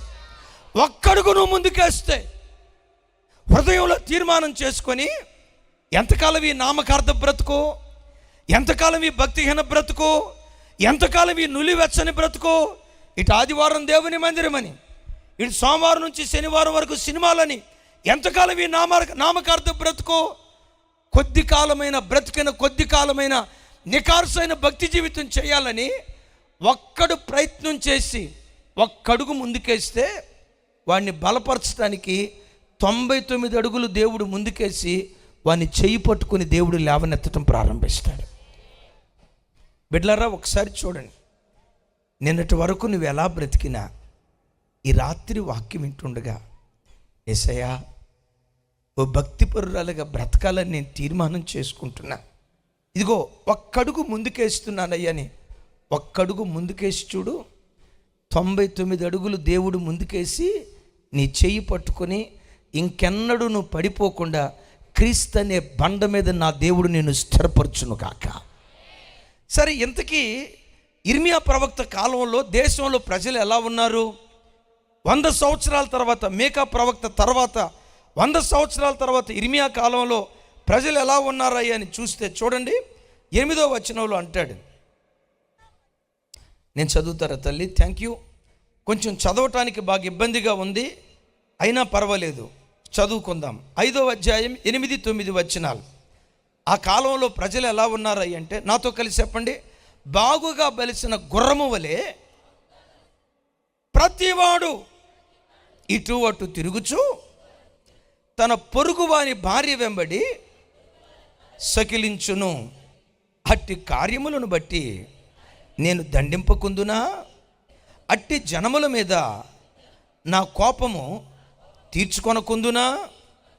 9వ అధ్యాయం 1వ వచనం, 9వ అధ్యాయం 2వ వచనం, నాతో కలిసి చెప్పండి. నా జనులందరూ ద్రోహుల సమూహమై ఉన్నారు. విన్నారా? నన్ను అన్యదా భావించొద్దు, నన్ను ఒక తండ్రిలాగా అంగీకరించండి. ఎందుకో పరిశుద్ధాత్మ దేవుడు ఈ మైదానంలో ఈ వాక్యం చెప్పమని దేవుడు నన్ను పురికొల్పాడు. ఎందుకు పురికొల్పాడో నాకు తెలియదు. అలాగని మీరు ఆ స్థితిలో ఉన్నారు అని నేను నేరారోపణ చేయను. అంటాడు, ప్రతివాడు బాగుగా బలిసిన గుర్రము వలె పొరుగువాడి భార్యను చూసి సకిలిస్తున్నాడట. ఎవరిని చూసి? అదే విచిత్రం, ఇంట్లో భార్యను చూసినప్పుడు వీడికి ఆ సకిలింపు రాట్లా. పొరుగువాడి భార్యను చూసినప్పుడట ప్రతివాడు, అక్కడ కొందరు అన్నారా ప్రతివాడు అన్నాడా? ప్రతివాడు బాగుగా బలిసిన గుర్రము వలె పొరుగువాడి భార్యను చూసి సకిలిస్తూ ఉన్నాడు. తల్లులారా, ఒకప్పుడున్న దానికంటే ఈ కడవరి దినాల్లో ఎక్కడ చూసినా అక్రమ సంబంధాలు ఎక్కువైపోయాయి. భార్య గొంతు కోసే భర్తలు కోకొల్లలు, భర్త గొంతు కోసే భార్యలు కోకొల్లలు. ఈ దినాల్లో ఎక్కడ చూసినా అక్రమ సంబంధాల్లో మనుషుడు జొరబడి వావి వరుసలు మర్చిపోయి, అది నా తల్లి, ఇది నా చెల్లి, అది నా అక్క, ఆ ఇంకిత జ్ఞానాన్ని మర్చిపోయి అపవిత్రంగా బాగుగా బలిసిన గుర్రాల వలె పొరుగువాడి భార్యను చూసి సకిలిస్తున్నటువంటి వ్యక్తులు. వివాహ వ్యవస్థ విషయంలో దేవుడు కోరుకున్న పవిత్రత చెప్తా. ఆదాము పక్కలో నుంచి దేవుడు ఎముకను తీశాడు. తీసిన ఎముకలో నుండి ఒకే స్త్రీని చేశాడు. దేవుడు 7 స్త్రీలను చేయగలడు, 70 మంది స్త్రీలను చేయగలడు. మిమ్మల్ని అడుగుతా, తీయబడిన ఎముకలో నుండి ఒక్క స్త్రీనే దేవుడు ఎందుకు చేశాడు? తెలిసిన వాళ్ళు చెప్పండి. ఒక్క స్త్రీనే దేవుడు చేయటానికి కారణం ఏంటో తెలుసా? ఒక పురుషుడు వివాహ వ్యవస్థ ద్వారా ఒక స్త్రీని చేరిన తర్వాత బ్రతుకు కాలమంతా ఒక పురుషుడు ఒక్క స్త్రీకి మాత్రమే బద్ధుడై ఉండాలి. బహుభార్యాతత్వాన్ని ఏదేను తోటలోనే దేవుడు అంగీకరించలేదు. అక్రమ సంబంధాలను ఆదిలోనే దేవుడు అంగీకరించలేదు. ఒకవేళ వివాహ వ్యవస్థ విషయంలో దేవుడు ఇంత పవిత్రత పాటించని వాడైతే తీయబడిన ఎముకలో నుండి, నా వైపు చూసి సమాధానం చెప్పండి, 7 అవ్వమలను దేవుడు చేయగలిగేవాడా లేదా? కొంచెం గట్టిగా. ఎందుకు 7 చేయలా? ఒక పురుషుడు బ్రతుకు కాలమంతా ఒక్క స్త్రీకి మాత్రమే బద్ధుడై ఉండాలి. ఒకవేళ 7 స్త్రీలనే కనుక చేసి ఉంటే ఆదాం వాళ్ళకి ఏమని పేరు పెట్టేవాడు తెలుసా? మొదట ఆమెకి ఆదివారం అవ్వమ్మ, రెండో ఆమెకి సోమవారం అవ్వమ్మ, మూడో ఆమెకి, 4 ఆమెకి, 5 ఆమెకి, 6 ఆమెకి, 7 ఆమెకి రంకులు రాట్నం తిరిగినట్టుగా వారం అంతా వాళ్ళ చుట్టూతో తిరిగేవాడు. ఏలూరులో కూడా ఆదివారపేట, సోమవారపేట, శనివారపేట అని ఏలూరులో ఉంటాయి. ఆదాం పరిస్థితి ఏలూరు అయిపోయేది. ఎందుకు దేవుడు 7 చేయలా? పురుషులారా, ఒక పురుషుడు వివాహ వ్యవస్థ ద్వారా ఒక స్త్రీని చేరిన తర్వాత బ్రతుకు కాలమంతా ఆ ఒక్క స్త్రీకే తాను బద్ధుడై ఉండాలి. ఇక్కడ వివాహమైన చాలామంది పురుషులు ఉన్నారు. పురుష మహాశైలారా, నా వైపు చూడండి. ఒక చిన్న మాట అడుగుతా, మీ వివాహమై ఎన్ని సంవత్సరాలు అవుతుందో నాకు తెలియదు. సూటిగా మిమ్మల్ని అడిగే ప్రశ్న, మీ వివాహమై నానాటి నుండి ఈనాటి వరకు నా భార్యను తప్ప ఏ పరస్త్రీని నేను కూడలేదండి. నా భార్య తప్ప ఏ పరస్త్రీ నా కౌగిట్లోకి రాలేదండి. నా భార్య విషయంలో నేను నమ్మకమైన భర్తను. ఎంతమంది సవాలుగా ఈ రాత్రి చెయ్యెత్తి, నేనేమి చెయ్యెత్తమన్నా మీరేం కంగారు పడొద్దు. ఎప్పటికే సగం బల్బులు మాడిపోయినాయి. ఈ బల్బు మాడిపోయింది. అయ్యలారా వినండి, దేవుని ప్రతినిధిగా ఈ రాత్రి మిమ్మల్ని అడుగుతున్నాను.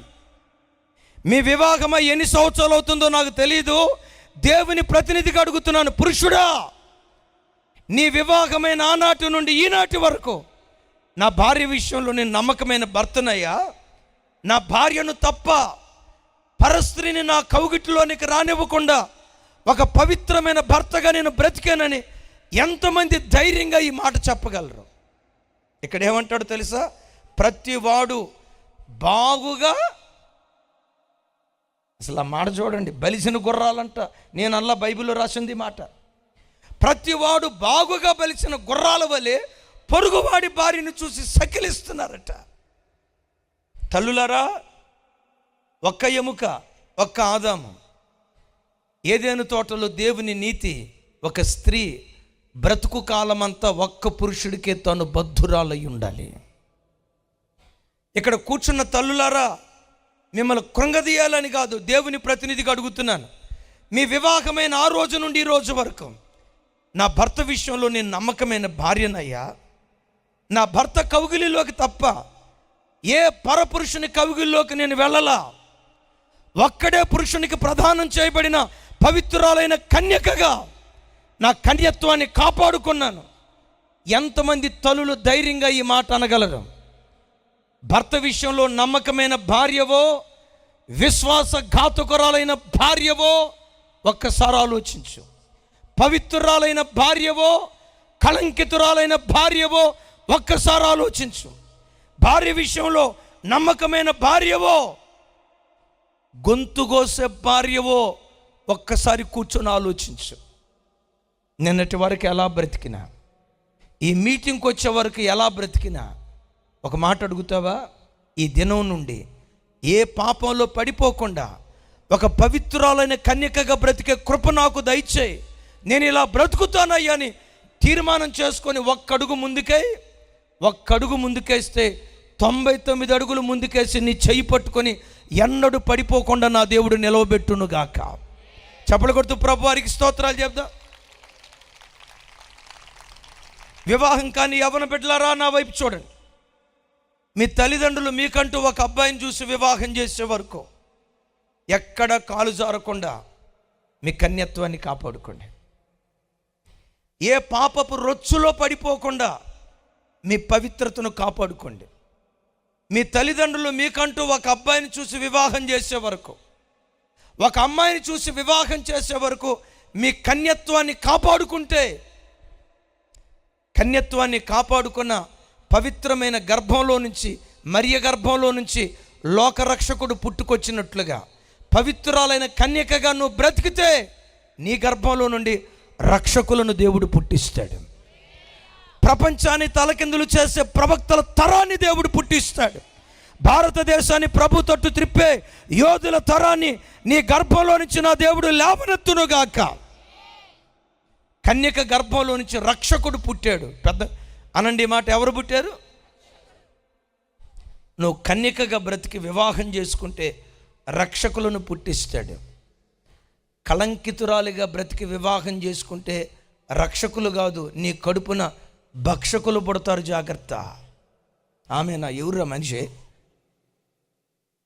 అన్న? థ్యాంక్ యూ అన్న, థ్యాంక్ యూ, సారీ అన్న, థ్యాంక్ యూ అన్న. ఈరోజు యవనస్తుల పరిస్థితి ఎలా అయిపోయిందంటే, చివరికి మందిరానికి వచ్చి కూడా ఆ అబ్బాయి వైపు ఈ అమ్మాయి చూసి, ఈ అమ్మాయి వైపు ఆ అబ్బాయి చూసి, మందిరంలో వెకిలి చేష్టలు, మందిరంలో లవ్ లెటర్లో, మందిరంలో చాటింగ్, జీవము కలిగిన దేవుని మందిరంలో, పవిత్రమైన దేవుని మందిరంలో ఫినెహాసు హోఫ్నీను అపవిత్రంగా బ్రతికి వాళ్ళ బ్రతికేమైపోయింది.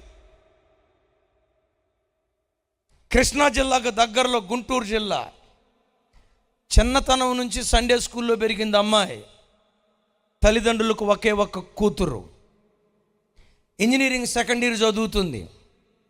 చదివే దినాల్లో ఒక యవనస్తుడు పదే పదే బండుల మీద తిరుగుతూ ఉండేవాడు. ఈరోజు బుల్లెట్, ఆ తర్వాత రోజు ఇట్లా తోక పైకి లేచి ఉంటుంది కదా, కేటీఎమ్ కేడిఎమ్. మీకు కూడా తెలిసినట్టుంది. కేడిఎం తోక పైకి లేచిన బండి. ఈరోజు ఒక బండి, రేపు ఒక బండి. ఈరోజు బుల్లెట్, రేపు హోండా, రోజుకో బండి వేసుకొని తిరిగేవాడు. ఈ అమ్మాయి చూసి అబ్బా మనోడు మంచి సౌండ్ పార్టీ లాగా ఉన్నట్టున్నాడని చూస్తూ ఉండేది. మొత్తానికి ఆ అమ్మాయి వాడి ట్రాప్లో పడింది. దేవుని బిడ్డ, మందిరానికి వచ్చే బిడ్డ. తల్లిదండ్రులకు ఒకే ఒక్క కుమార్తె. చదువుకోరాని ఇంజనీరింగ్లో జాయిన్ చేస్తే మొత్తానికి రోజుకొక బండి మీద తిరుగుతూ ఉంటే వీళ్ళ నాన్న కోటీశ్వరుడేమో అన్నది అని అనుకొని వాడు ప్రేమలో పడిపోయింది. సంవత్సరం పాడు తిరిగింది. సంవత్సరం తర్వాత తెలిసిన అద్భుతమైన విషయం ఏంటో తెలుసా? వాడు 2 వీలర్ మెకానిక్ అంట.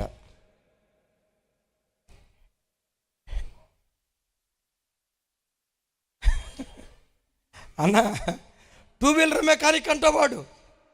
సంవత్సరం తిరిగిన తర్వాత వాడు డబ్బులన్నీ ఈ అమ్మాయికి పెట్టిన తర్వాత మనం పెళ్లి చేసుకుందాంరా అన్నాడట. ఈ అమ్మాయి ఏందట, నేను ఇంజనీరింగ్ చదివే అమ్మాయిని 2 వీలర్ మెకానిక్ని ఎట్లా పెళ్లి చేసుకుంటా, నేను చేసుకోవా అని చెప్పి నాగార్జున యూనివర్సిటీ దగ్గర అమ్మాయి నిలవబడి ఉంటే కొబ్బరి బొండాలు కొట్టే కత్తి ఉంటుంది చూసారా? కొబ్బరి బొండాలు కత్తి ఉంటుంది చూసారా? నాగార్జున యూనివర్సిటీ దగ్గర బస్సు ఎక్కుదామని నిలవబడితే కొబ్బరి బొండాలు నరికే కత్తి తీసుకొని మెడ మీద వేసాడండి. యవ్వన బిడ్డ అక్కడికక్కడ చచ్చిపోయింది. ఎవరా అమ్మాయి? ఇంజనీరింగ్ కాదు, బొంజనీరింగ్ కాదు, దేవుని బిడ్డ. 2 వారాల క్రితం వైజాగ్లో జెసికా అనే ఒక యవ్వన అమ్మాయిని అత్యాచారం చేసి చంపారని వారం రోజుల క్రితం ఒక వార్త వైరల్ అయింది. ఎవరా అమ్మాయి? ఆ అమ్మాయి పేరేంటి? జెసికా. దేవుని బిడ్డ, లోక బిడ్డ. మీలో అలాంటి యవనస్తులు కొంతమంది ఎక్కడున్నారు, జాగ్రత్త. సెల్ ఫోన్లో వాళ్ళతో వీళ్ళతో చాటింగ్ చేస్తున్న యవన బిడ్డలు ఉన్నారు, జాగ్రత్త. ఫేస్బుక్లో తప్పుడు మెసేజ్లు పెట్టే వ్యక్తులు యవన బిడ్డలు ఈ స్థలంలో ఉన్నారు, జాగ్రత్త. బోధించే నా మొదలుకొని ఆ బుక్ స్టాల్ దగ్గర కూర్చున్నటువంటి నిలవబడిన యవన బిడ్డ వరకు ఈ స్థలములో దేవుడు మన దగ్గర నుంచి కోరుకుంది నా ప్రసంగం కాదు, నీ పాటలు కాదు, మన పరిచర్య కాదు, మనలో నుంచి పరిశుద్ధతను దేవుడు కోరుకుంటూ ఉన్నాడు. బైబిల్ ఏమని రాస్తుందో తెలుసా? దంతముతో కట్టబడిన నగరులలో తంతి వాయిద్యములు నిన్ను సంతోషపెట్టుచున్నవి అని రాస్తుంది. ఒకసారి అనండి ఆ మాట. దంతముతో కట్టబడిన నగరులలో తంతి వాయిద్యములు నిన్ను సంతోషపెట్టుచున్నవి అని రాస్తుంది. ఎక్కడుండి వాయిద్యం వాయిస్తున్నాడట? దంతముతో కట్టబడిన నగరు. దంతం అంటే పళ్ళు. సహజంగా పళ్ళు ఏ రంగులో ఉంటాయి? పండ్లు కాదు, పళ్ళు అని చెప్పాలి. సహజంగా మనుషుల పళ్ళు ఏ రంగులో ఉంటాయి? ఆ గుటకాలు పాన్ పరాగు తినేవాళ్ళు పళ్ళు తప్పితే ప్రపంచంలో ఎవడి పళ్ళు అయినా తెల్లగా ఉంటాయి కదా. తెలుపు దేనికి గుర్తు? పరిశుద్ధతకు గుర్తు. దంతముతో కట్టబడిన నగరులలో తంతి వాయిద్యాలు నిన్ను సంతోషపెట్టుచున్నాయి. ఆ మాటకున్న అర్థం ఏంటో తెలుసా? పరిశుద్ధత కలిగి నువ్వు పాడే పాట ప్రభుని సంతోషపెట్టింది. పరిశుద్ధత కలిగి నువ్వు చేసే ప్రసంగం ప్రభుని సంతోషపెట్టింది. పరిశుద్ధత కలిగి నువ్వు చేసే పరిచర్య ప్రభుని సంతోషపెట్టింది. బోధించే వీడి బ్రతుకులో పరిశుద్ధత లేకుండా ప్రసంగిస్తే కూర్చున్న ప్రజలు ఆహా ఓహో అని అనొచ్చు. కానీ నా దేవుడు ఏం చేస్తాడో తెలుసా? నోట నుండి థూ ఊసేస్తాడు. ఎందుకు ఈ దేవునికి పరిశుద్ధత కావాలి? ఎందుకు ఈ దేవునికి పరిశుద్ధత కావాలి? ఎందుకో తెలుసా? ఈ సృష్టిలో దేవుడు అని పిలువబడిన వారు కోట్ల కొలది ఉన్నారు. పరిశుద్ధ దేవుడని పిలువబడే ఏకైక దేవుడు మన ఆరాధ్య దైవం ప్రభు అయిన యేసుక్రీస్తు వారు. దేవుడు అని పిలువబడేవారు కోట్ల కొలది ఉన్నారు. దేవతలని పిలువబడేవారు కోట్ల కొలది ఉన్నారు. వెతకండి. పరిశుద్ధ దేవుడిని పిలువబడే ఏకైక దేవుడు నీవు ఆరాధించే ప్రభు అయిన యేసుక్రీస్తు. నా యేసు పరిశుద్ధుడు అన్నప్పుడు మీరు చప్పట్లు కొట్టారు, సంకలు కొట్టుకున్నారు కదా. మన దేవుడు మనలను బట్టి ఆయన సంకలు కొట్టుకోవాలంటే, చప్పట్లు కొట్టాలంటే ఆయన ఎట్టి పరిశుద్ధుడో అలాంటి పరిశుద్ధత దేవుడు నీలో చూడాలి. యవన తరం ఎంత పాడైపోయిందో ఓ మాట చెప్పి ఆ తర్వాత అంశానికి వెళ్తాను. ఒక ఇద్దరు అమ్మాయి విపరీతంగా ప్రేమించుకుంటున్నారంట. నువ్వు లేకపోతే నేను లేను, నేను లేకపోతే నువ్వు లేవు అని ఇద్దరు కాఫీ తాగటానికి కేఫ్కి వెళ్ళారు. ఇక ప్రేమకు ముందు ఏముంటాయి కదా, నువ్వు లేకపోతే బతకలేను, కళ్ళు మూసినా నువ్వే, కళ్ళు తెరిచినా నువ్వే, నా దేవతవే, అచ్చం దేవతలాగే ఉన్నావు అంటాడు. పెళ్ళైన 2 సంవత్సరాల తర్వాత అచ్చం దెయ్యంలాగే ఉన్నావే అని అనకపోతే నా దగ్గరికి రండి. నువ్వు లేకపోతే నేను బతకలేను అంటాడు. 2 సంవత్సరాల తర్వాత నువ్వు లేకపోతేనే బతికేటట్టున్నాను అంటాడు. వినండి, ఇక ఎదురు బొదురు కూర్చొని ముచ్చట్లు అయిపోయినాయి. ఈ లోపు అమ్మాయి ఫోన్ అక్కడ పెట్టి వాష్రూమ్కి వెళ్దామని వెళ్ళిందట. ఈ పిచ్చోడు ఆ అమ్మాయి ఫోన్ నంబర్ తీసుకొని, నా గర్ల్ ఫ్రెండ్ నా ఫోన్ నంబరు ఏ పేరు మీద ఫీడ్ చేసుకుంది, my Shahjahan, my mister perfect, my sweet heart ఏమని ఫీడ్ చేసుకుందని నంబర్ డైల్ చేశాడు. నంబర్ డైల్ చేస్తే పేరు దగ్గర ఏం వచ్చిందో తెలుసా? బకరా నెంబర్ 10 అని వచ్చిందంట. అన్నా జాషువా, బకరా నెంబర్ 10 అంటే ఇప్పుడు 9 గొర్రెలు అయిపోయినాయి. ఇది 10వ, ఇది కూడా గొర్రె, ఈ గొర్రె కూడా రేపో మాపో. ఒక తండ్రి చెప్పినట్టు చెప్తున్నా, నవ్వేరు కదా. అలాంటి రోత బ్రతుకు బ్రతికే వాళ్ళు ఎవరైనా ఇక్కడ ఉన్నారా? ఉన్నారు. అలాంటి దారి తప్పిన స్థితిలో ఎవరైనా ఉన్నారా? ప్రతివాడు తన పొరుగువాడి భార్యను చూసి బలిసిన గుర్రం సకిలించినట్లుగా సైకిలిస్తున్నాడట. 75 సంవత్సరాల ముసలాయన కూడా 15 సంవత్సరాల మనవరాలు వయసులో ఉన్న 15 సంవత్సరాల చిన్న బిడ్డ పోతున్న వంకర చూపులు, బాగుగా బలిసిన గుర్రం అట. పురుషుడా, ఎలాంటి అవలక్షణాలు పెట్టుకొని నేను భక్తిపరుని ఎలా నువ్వు చెప్పగలవు? ఒకప్పుడు ఆ స్త్రీని చూసి ఈ స్త్రీని చూసి అపవిత్రత రేకెత్తించుకునేవాళ్ళు. ఇప్పుడేంటో తెలుసా? అక్కడెక్కడికో వెళ్ళి చూడాల్సిన అవసరం వల్ల ఎక్కడికి వచ్చిందన్న చేతులకే వచ్చింది. సెల్ ఫోన్లో న్యూడ్ వీడియోస్ చూసి, ఫోర్నోగ్రఫీ వీడియోస్ చూసి కాముకత్వాన్ని రేపుకునే బలిసిన గుర్రాలు ఇక్కడున్నాయి, జాగ్రత్త. పొరుగు స్త్రీని చూసి సకిలించే గుర్రాలు ఇక్కడున్నాయి, జాగ్రత్త. ఫోర్నోగ్రఫీకి బానిసలై అశ్లీలమైన బూతు బొమ్మలు చూసి కాముకత్వాన్ని రేపుకున్న క్రైస్తవ తరం ఈ స్థలంలో కొందరున్నారు, జాగ్రత్త. దైవజనులు జాకబ్ జానయ్య గారిని ప్రేరేపించి ఇన్ని లక్షల రూపాయలు ఖర్చు పెట్టి మీటింగ్ ఏర్పాటు చేసింది అయ్యగారికి డబ్బులు ఎక్కువయ్యి కాదు. అయ్యగారికి డబ్బులు ఎక్కువయ్యి ఆయన ఏదో కోట్లకు పడగెత్తటాన్ని బట్టి మీటింగ్ పెట్టలా. ఆయన తిని తినక కడుపు మార్చుకొని పిల్లల కడుపు నిండా భోజనం, తన అవసరాలన్నిటినీ చంపుకొని కనీసం ఒక్క బిడ్డైనా ఈ మీటింగ్లో మారితే బాగుండని నీ మార్పు కోసమే దేవుడు ఈ మీటింగ్ ఏర్పాటు చేశాడు. నీ పరివర్తన కోసమే దేవుడి మీటింగ్ ఏర్పాటు చేశాడు. బాగుగా బలిసిన గుర్రాల వలె ఎవరైనా ఈ స్థలంలో అపవిత్రంగా బ్రతికే వాళ్ళు ఉంటే నా ప్రభు నీతోనే మాట్లాడుతున్నాడు. కనీసం ఈ రాత్రి అయినా మారమని. సరే, యథార్థపరుడు లేడు, న్యాయముగా నమ్మకముగా బ్రతుక యత్నించువాడు ఒకడునూ లేడు అని అన్నాడే. నేను మరలా చెప్తున్నా, భక్తిపరులు లేరు అనేది ఎంత వాస్తవమో దేవుని కొరకు బ్రతికే శేషం ఖచ్చితంగా ఉంటుంది అనేది అంతే వాస్తవం. మీకా కాలంలో ఇశ్రాయేలీలంతా ఒక పక్కనుంటే మీకా ఒక్కడు దేవుని కొరకు నిలవబడలేదా? నా ప్రార్థన, ఆ ఒక్కడివి నీవై ఉందువుగాక, ఆ ఒక్కదానివి నీవై ఉందువుగాక. ఇర్మియా కాలంలో అందరూ దారి తప్పిపోయారు. ఏమన్నాడు? నా జనులందరూ వ్యభిచారులు, ద్రోహుల సమూహమై ఉన్నది అని అన్నాడే.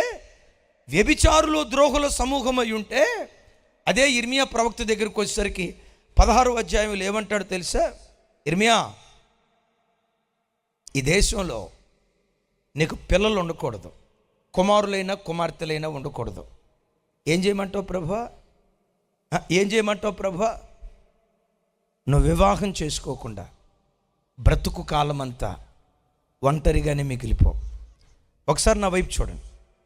వివాహం చేసుకోకుండా, ఏ స్త్రీ సాంగత్యం వైపు వెళ్లకుండా నీ బ్రతుకు కాలమంతా నా కొరకు నపుంసకుడుగా బ్రతుకుతావా అన్నాడు.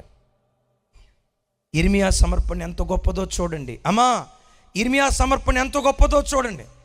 పెళ్లి కాని వాళ్ళు దారి తప్పారు, పెళ్ళైన వాళ్ళు దారి తప్పారు.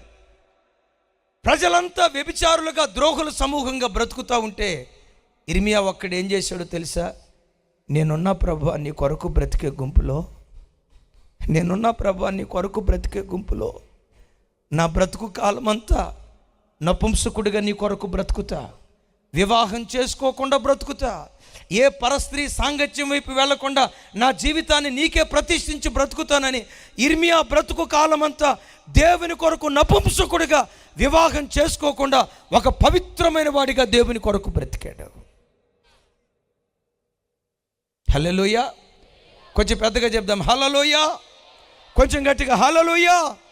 మరోసారి హల్లెలూయా. నా ప్రభు బిడ్డలారా, మిమ్మల్ని ప్రేరేపిస్తే వివాహం చేసుకోకుండా దేవుని కొరకు బ్రతకండి. కాకపోతే వాళ్ళెవరో చేసుకోలేదని నువ్వు చేసుకోకుండా వండుకో. ఒకవేళ వివాహం చేసుకున్నావా, వివాహ పవిత్రతను జాగ్రత్తగా కాపాడుకుంటూ బ్రతుకో. మరొక మాట చెప్తా, వయసంతా ఉడికిపోయిన తర్వాత నువ్వు దేవుని కొరకు బ్రతకటం కాదు. చెల్లెళ్ళారా, తమ్ముళ్ళారా, నా వైపు చూడండి. నిండు యవ్వన కాలంలో ఇర్మియా శరీరపు కోరికలు రంకెలేసే వయసులో కూడా శరీరములో బయలుదేరే పాపపు ఆలోచనలు ప్రతి క్షణం చంపుకుంటూ ఎంత పవిత్రంగా యవ్వన కాలంలో బ్రతికాడో కదా. వయసంతా ఉడికిపోయిన తర్వాత నువ్వు దేవుని దగ్గరికి రావటం కాదు. లోకాన్ని అనుభవించిన తర్వాత ముదుసలి వయసులో నువ్వు దేవుని దగ్గరికి రావటం కాదు. నీలో యవ్వనం ఉన్నప్పుడే, నీలో యవ్వన బలం ఉన్నప్పుడే, శరీరపు కోరికలు రంకెలేసేటప్పుడే, లోకం ఆకర్షించేటప్పుడే, లోకాన్ని అనుభవించగలిగే వయసు నీలో ఉన్నప్పుడే లోకాన్ని సిలువేసి యవ్వన కాలంలో నువ్వు దేవుని కొరకు బ్రతికితే నా దేవుని వాక్యం అంటుంది, యవ్వన కాలమందు పుట్టిన కుమారులు బలవంతుని చేతిలో బాణం వంటి వారిగా వాడబడతారట. యవ్వన బిడ్డలారా, సవాల్. నీ నిండు యవ్వన కాలంలో బాయ్ ఫ్రెండ్, గర్ల్ ఫ్రెండ్ నైజాంతా బ్రతికిన కాలమంతా నా ప్రభు కొరకు బ్రతుకుతా, వివాహమైన తర్వాత నా వివాహ పవిత్రతను కాపాడుకుంటానని నీ యవ్వన కాలంలో నువ్వు దేవుని కొరకు నిలవబడితే యవ్వన కాలపు అర్పణ దేవుని మనసు గెలుచుకుంటుంది. హల్లెలూయా. మీ ఎదుటను నిలవబడిన నేనున్నా. 19వ ఏట పాలిటెక్నిక్ థర్డ్ ఇయర్ చదివే రోజుల్లో యేసయ్యను స్వరక్షకునిగా అంగీకరించా. ఏలూరులో పాలిటెక్నిక్ చదివేటప్పుడు 19వ ఏట యేసుక్రీస్తును స్వరక్షకునిగా అంగీకరించా. దేవుని కృప 21వ ఏట బాప్తిస్మం తీసుకున్నా. హైదరాబాదులో ఇంజనీరింగ్ చదువుతూ ఉన్నాను. బాప్తిస్మం తీసుకోవడానికి ప్రేరేపించబడి గుంటూరు వచ్చా. ప్రక్కనే మా మేనత్త ఉంది, ఆ ప్రక్కనే మా నాన్న ఉన్నాడు. బాప్తిస్మం తీసుకోవడానికి వెళ్ళేటప్పుడు మా మేనత్త నా భుజం మీద పడి ఏడుస్తుంది. అయ్యా, అప్పుడే బాప్తిస్మం తీసుకుంటే ఎట్టాగయ్యా, ఈ సినిమాలన్నీ ఎవరు చూస్తారయ్యా, లోకంలో సంతోషం అంతా ఏమైపోద్ది అయ్యా, తీసుకో, ముసలోడు పోయిన తర్వాత తీసుకో. అప్పుడే బాప్తిస్మం తీసుకుంటే ఈ కోరికలన్నీ తీర్చుకునేది ఎట్టాగయ్యా, ఓ 40 సంవత్సరాల వయసు వచ్చిన తర్వాత తీసుకో, ఓ 50 సంవత్సరాల వయసు వచ్చిన తర్వాత తీసుకో. ఇంత చిన్న వయసులో బాప్తిస్మం తీసుకుంటే ఎట్టాగయ్యా అని భుజం మీద పడి ఎట్టేడిసిందో తెలుసా? అమ్మాయిని అత్తారింటికి పంపించేటప్పుడు ఆ కూతురు భుజం మీద అమ్మబడి ఏడుస్తా చూసారా, ఆ రేంజ్లో ఏడ్చింది మా అత్త. ప్రక్కనే మా నాన్న ఉన్నాడు. మా అత్తను చూసి ఏమన్నాడు తెలుసా? హో సైతానా, హో సైతానా అని నా దగ్గరకు వచ్చి భుజం దడతా ఏమన్నాడు తెలుసా? నాన్న, బలిపీఠ మీద అర్పించబడబోయే బలి పశువు యవ్వన బలి పశువు అయి ఉండాలి, కొవ్విన బలి పశువు అయి ఉండాలి. యవ్వన బలి పశువును బలిపేట మీద అర్పిస్తే ఆ అర్పణ దేవుడు ఆగ్రహించి ప్రజలను ఆశీర్వదించాడట. యవ్వన కాలంలో దేవుని చేతిలో పడు, దేవుడు నిన్ను వాడుకుంటాడయ్యా అన్నాడు. 21వ ఏట బాప్తిస్మం తీసుకున్నాను. అతిశయానికి చెప్పట్లా, యవ్వన బిడ్డలను రాపటానికి చెప్తున్నాను. పక్కా పల్లెటూరులో పుట్టిన వాడిని. కులబలం లేదు, జనబలం లేదు, ధనబలం లేదు. పల్లెటూరులో నుంచి నా ప్రభు లేవనెత్తి ఈరోజు ప్రపంచానికి నా దేవుడు నన్ను పరిచయం చేశాడు, ప్రపంచానికి పరిచయం చేశాడు. నేను గొప్పవాడిని చెప్పను. యవ్వన కోరికలు రగిలే వయసులో క్రీస్తు బలిపేట మీద నా జీవితం పెట్టడానికి ఇష్టపడ్డా. యవ్వన ఆడబిడ్డలారా, ఈరోజు ఛాలెంజ్గా తీసుకో. యవ్వన మగబిడ్డలారా, ఈరోజు ఒక సవాలుగా తీసుకో. నిన్నటి వరకు నీవేమైనా, ఈ ప్రార్థనకు వచ్చే వరకు నీవేమైనా, కూర్చున్న చోట ఒక తీర్మానం చేసుకో. ఈ గడియ నుండి పవిత్రాలైన కన్యకగా నా ప్రభు కొరకు బ్రతుకుతానని కూర్చున్న చోట దేవుని సన్నిధిలో తీర్మానం చేసుకోండి. యవ్వన కాలంలో మీరు దేవుని చేతిలో పడితే నమ్మండి, ఈ యవ్వన వయసులో ఉన్న యవ్వన బిడ్డలారా, ఈ గడియలో తీర్మానం చేసుకొని దేవుని కొరకు బ్రతుకుతానని ఓ కఠినమైన నిర్ణయం మీరు తీసుకుంటే నమ్మండి, ఈ గడ్డలో నుండి, ఈ స్థలంలో నుండి ఐఏఎస్ ఆఫీసర్లను దేవుడు లేవనెత్తబోతున్నాడు, ఐపీఎస్ ఆఫీసర్లను దేవుడు లేవనెత్తబోతున్నాడు, గెస్టెడ్ ఆఫీసర్స్ని దేవుడు లేవనెత్తబోతున్నాడు, గవర్నమెంట్ ఎంప్లాయీస్ని దేవుడు లేవనెత్తబోతున్నాడు. దానికి మించి భూలోకాన్ని తలకిందులు చేసే ప్రవక్తల తరం ఈ గడ్డ మీద నుంచి దేవుడు లేవనెత్తబోతున్నాడు. దేవుడిని అలా వాడుకున్నట్లుగా వయసు ఉడికిపోయిన తర్వాత కాదు, నిండు యవ్వన కాలంలో కోరికలు రంకెలేసేటప్పుడు, కోరికలు రమ్మని రారమ్మని పిలిచేటప్పుడు, ప్రపంచం నిన్ను ఆకర్షించేటప్పుడు నీ యవ్వన కాలం క్రీస్తు బలిపేట మీద పెట్టి చూడు. యవ్వన కాలంలో ప్రభుకు సమర్పించుకున్నా 2 కుటుంబాలతో 2002వ సంవత్సరంలో హైదరాబాదులో పరిచర్య ప్రారంభించాం. 2 కుటుంబాలతో ప్రారంభించబడిన పరిచర్య ఈరోజు సెంట్రల్ మందిరంలో ప్రతి ఆదివారం 10,000 మంది ప్రజలు కూడుకుని ప్రభువుని ఆరాధిస్తున్నారు. 4 ఆరాధనలు జరుగుతాయి. మా చర్చికి వచ్చే బిడ్డలు ఇక్కడ కూర్చొని ఉన్నారు. అమ్మ జ్యోతి తల్లి చేపైకి ఎత్తారు. Thank you. 2 కుటుంబాలు. జెర్మియా అనే వీడు కులబలం లేనోడు, జనబలం లేనోడు, ధనబలం లేనోడు, పక్క పల్లెటూరులో పుట్టినవాడు. నన్ను గూర్చి చెప్పాలంటే, ఆత్మీయ భాషలో చెప్పాలంటే దిక్కులేనోడిని. సేవారంగంలో చెప్పాలంటే అనాథని. ఈ అనాథను ఆ నాథుడు చేర్చుకొని లక్షల కొలది ప్రజలకు దీవెన కారణంగా దేవుడు మార్చాడు. యవ్వన బిడ్డలారా ఆలోచించండి. ఇర్మియా ప్రవక్త దగ్గరకు వచ్చి, ఇర్మియా, జనులందరూ ఇలా ఉన్నారు, నువ్వు అటుంటావా ఇటుంటావా?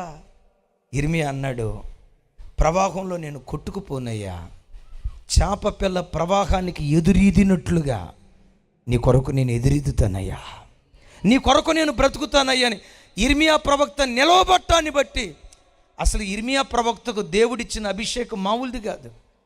నేను అప్పుడప్పుడు అనుకుంటా, దేవుడు మీకు ఇచ్చిన దైవజనులు ఉన్నారే, జాకబ్ జానయ్య గారు, నాకు తెలుసయ్యా మీరు మంచి యవ్వన వయసులో ప్రభు చేతిలో పడ్డారు కదా.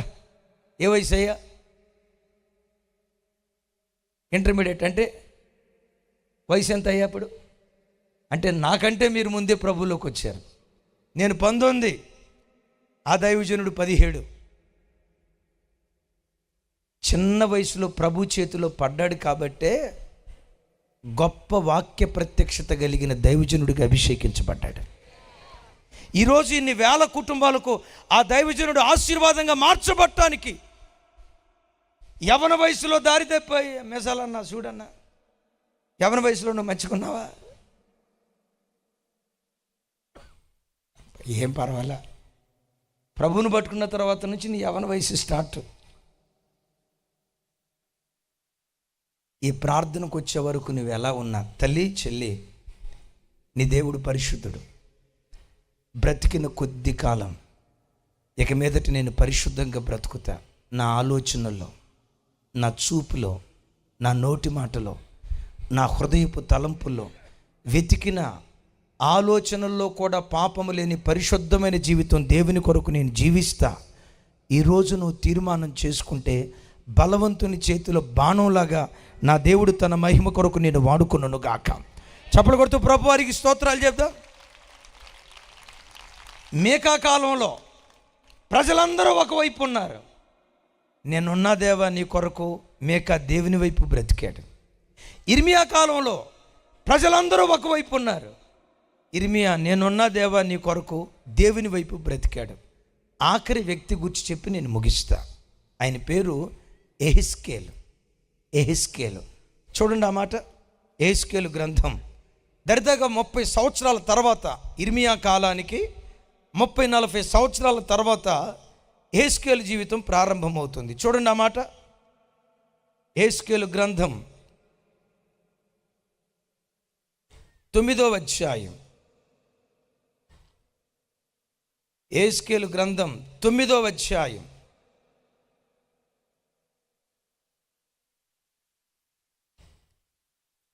ఎహెస్కేలు గ్రంథం 9వ అధ్యాయం 4వ వచనం నుంచి 7వ వచనం వరకు కొంచెం రెఫరెన్స్లు ఎక్కువ ఉన్నాయి.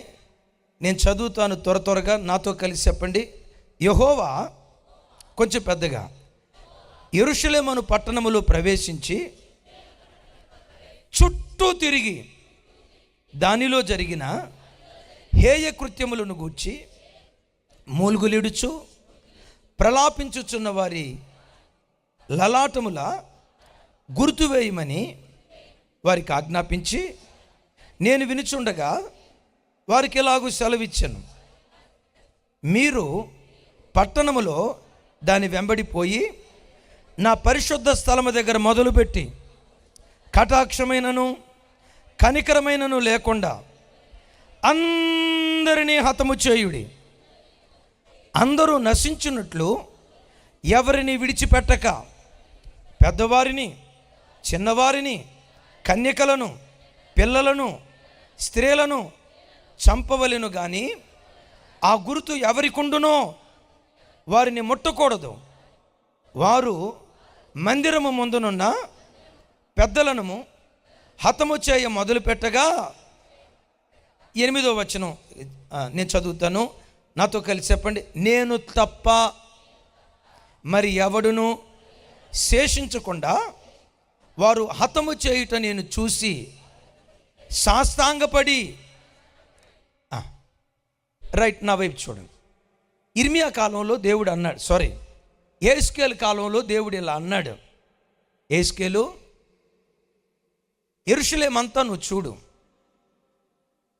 యెరూషలేములో జరిగే హేయ కృత్యాలు గూర్చి ఎవరు మూలిగిడుచు ప్రార్థిస్తున్నారో, ఎవరు ప్రలాపిస్తూ ప్రార్థిస్తున్నారో వారి లలాటం మీద, వారి నుదుటి మీద గుర్తువేయి. ఎవరైతే మూలుగుతూ ప్రార్థన చేయకుండా యెరూషలేములో జరుగుతున్న హేయ కృత్యాలు పాలు పంపులు పొందుతూ ఎవరైతే నామకార్థంగా బ్రతుకుతున్నారో, పెద్దలు మొదలుకొని చిన్నవారి వరకు అందరినీ నువ్వు హతం చేయి అని చెప్తే, దేవుడు దూత చేతికి ఖడ్గమిచ్చి పంపిస్తున్న దినాల్లో విచిత్రం ఏంటో తెలుసా? ఎహెస్కేలు అంటాడు, మూలుగులిడుచు ప్రార్థించే వాళ్ళు ఎవరైనా ఉన్నారని యెరూషలేము అంతా వెతికితే ఒక్కరూ నాకు కనపడలా.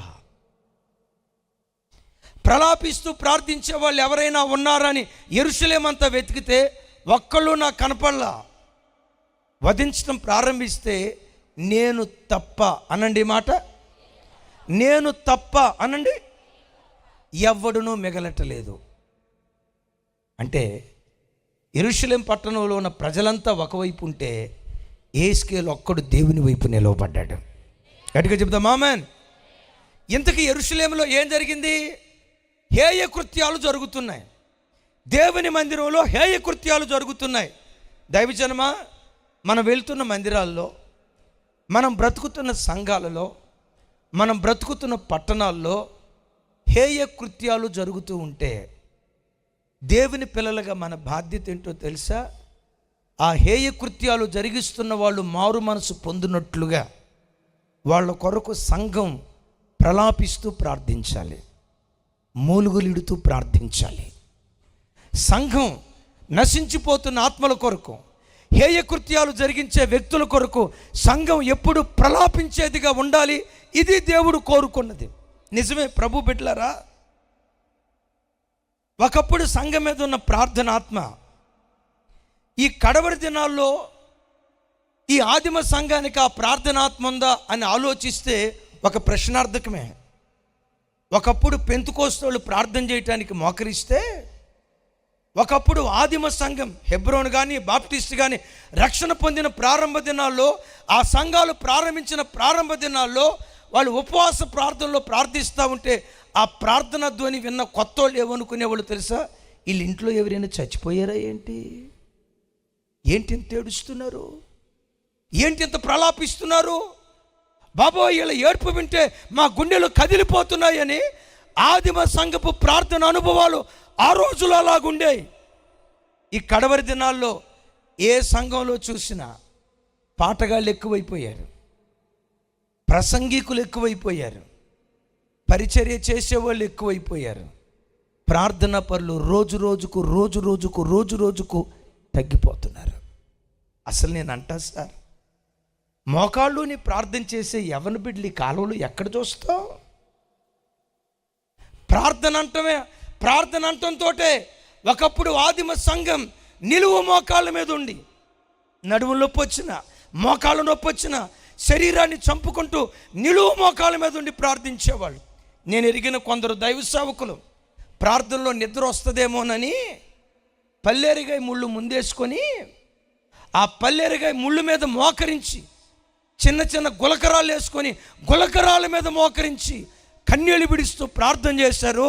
వాళ్ళు అడుగుపెట్టిన తొల్లిడి దినాల్లో ఒక్క క్రైస్తవ కుటుంబం కూడా లేని దినాల్లో అడుగు పెడితే వాళ్ళ సేవ ద్వారా ఒక్క అన్య కుటుంబం కూడా ఈరోజు ఆ గ్రామంలో లేదు.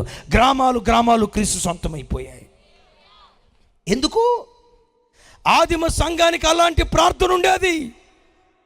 రొమ్ము కొట్టుకుంటూ ప్రలాపించేవాళ్ళు. ప్రార్థనలో మోకరించారంటే కడబడు కన్నీళ్లు గార్చేవాళ్ళు, రొమ్ము కొట్టుకుంటూ దేవుని దగ్గర ఏడ్చేవాళ్ళు. ఆల్ నైట్ ప్రేయర్లో ఆదివారపు ఆరాధన జరిగినట్లుగా జరిగేవి. ఉపవాస ప్రార్థనలో ఆదివారపు ఆరాధనలు జరిగినట్లుగా జరిగేవి. ఆదివారపు ఆరాధనలకు ప్రజలు ఎలా వచ్చేవాళ్ళు, ఉపవాస ప్రార్థనకి ఆ రోజుల్లో ప్రజలు ఎలా వచ్చేవాళ్ళు. మా తల్లిదండ్రులు రక్షణ పొందిన ప్రారంభ దినంలో, నేను ఏలూరులో చదువుకున్న రోజుల్లో దసరా సెలవులకు మా ఇంటికి వెళ్ళాను. అప్పుడే యవనొస్తున్నే వై జంక్షన్ దగ్గర నిలవబడ్డా. అంటే దేవుని వైపు వెళ్దామా లోకం వైపు వెళ్దామా, 2 అడుగులు లోకం వైపే పడ్డాయి. ఇక సైతాను నన్ను ఈడ్చుకొని వెళ్ళే పరిస్థితి. దసరా సెలవులకి ఇంటికి వెళ్ళాను. ఆ రోజు శుక్రవారం రాత్రి 11 గంటల దాకా స్నేహితులతో కలిసి తిరిగా. 11:30 ప్రాంతంలో ఇంటికి వచ్చా. ఆ రోజుల్లో తడిక ఉంటుంది కదా, ఇంటి చుట్టూ తడిక కట్టుకునేవాళ్ళు కదా. ఆ తడిక అవతల నిలవబడితే మా ఇంట్లో నుంచి భయంకరమైన ఏడుపు వినబడుతుంది. మా నాన్న ఏడుస్తున్నాడు. మా అమ్మకి ఏమైనా అయిందా ఏంటి, అన్నయ్యకి ఏమైనా అయిందా ఏంటి? ఆ తడికలోంచి తొంగి చూశా. మోకాళ్ళుని ప్రార్థన చేస్తున్నారు. ఆ ప్రార్థన విని మనసులో తెలియక తిట్టుకున్నా, ఈ ముసలోళ్ళకి వేరే పని లేదు, 11:30 ఆ ప్రాంతంలో ఇట్లా ఎవరో సచ్చినట్టు ఏడుస్తారా? తిట్టుకుంటూ లోపలికి వెళ్ళా, పండుకున్నా. 12:30 ఆ ప్రాంతంలో మా అమ్మ ఏడుపు వినబడింది. మంచి నిద్రలో ఉన్నా. 12:30 ఆ ప్రాంతంలో మా అమ్మ ఏడుస్తుంది. ఏమన్నా తెలుసా? మా రెండో కొడుకు అడు దారి తప్పిపోతున్నాడయ్యా. ఈరోజు రాత్రి 11:30 దాకా ఎక్కడికి వెళ్ళాడో తెలియదయ్యా, ఎవరితో తిరిగాడో తెలియదయ్యా, వాడెక్కడో చీకట్లో పడిపోతున్నట్టుగా అనిపిస్తుందయ్యా అని రొమ్ము కొట్టుకుంటూ పిచ్చి ఏడ్చినట్లుగా ఏడ్చిందండి. ఆ తల్లి ఏడ్పు ఎప్పుడైతే నా చెవుల్లో పడిందో, మంచం మీద నుంచి లేచి నా జీవితంలో దేవుని సన్నిధిలో మొట్టమొదటిసారి నేను దేవుని సన్నిధిలో మోకరించాను.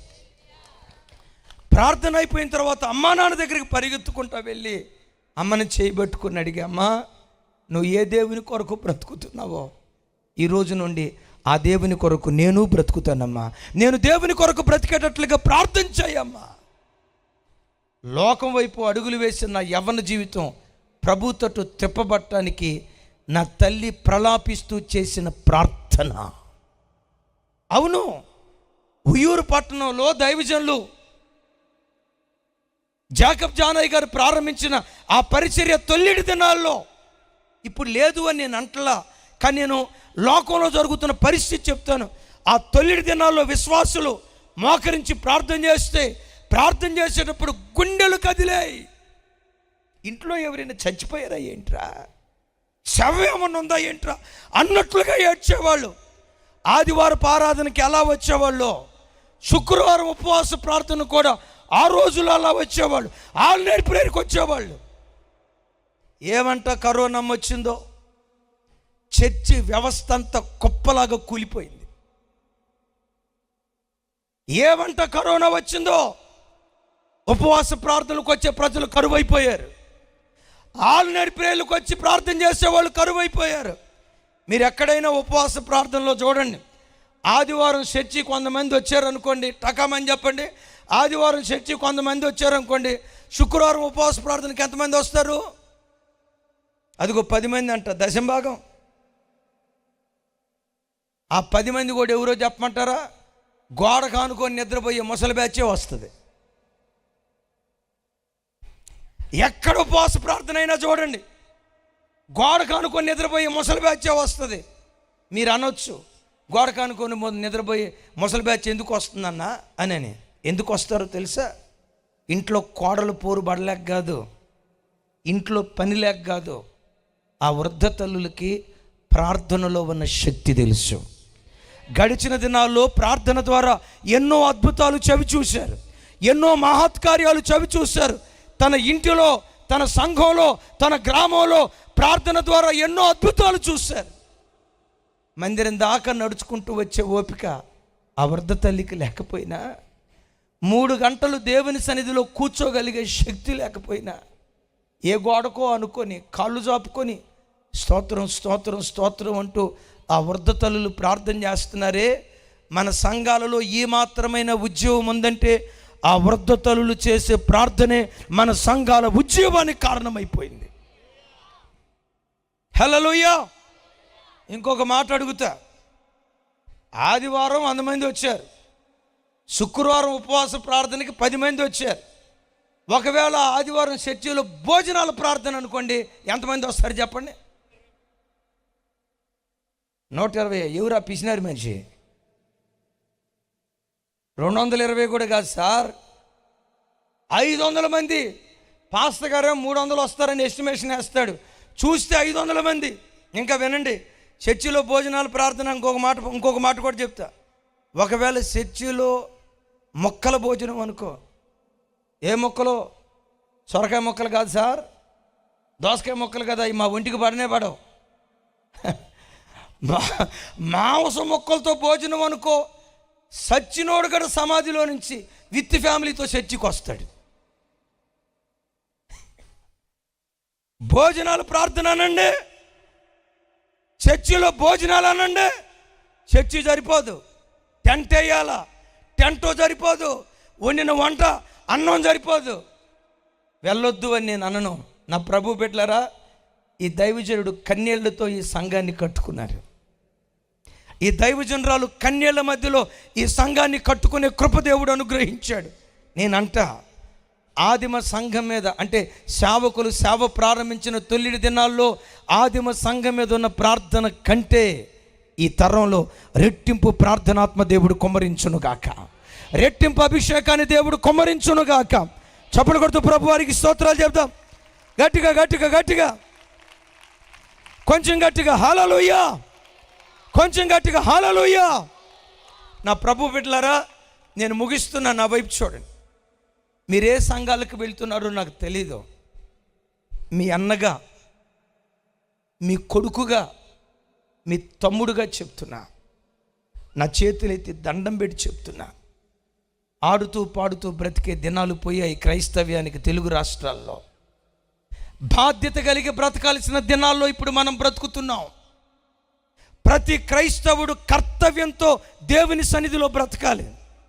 ఎలా బ్రతకాలి? మీరు ఏ సంఘాలకు వెళ్తున్నారో నాకు తెలియదు.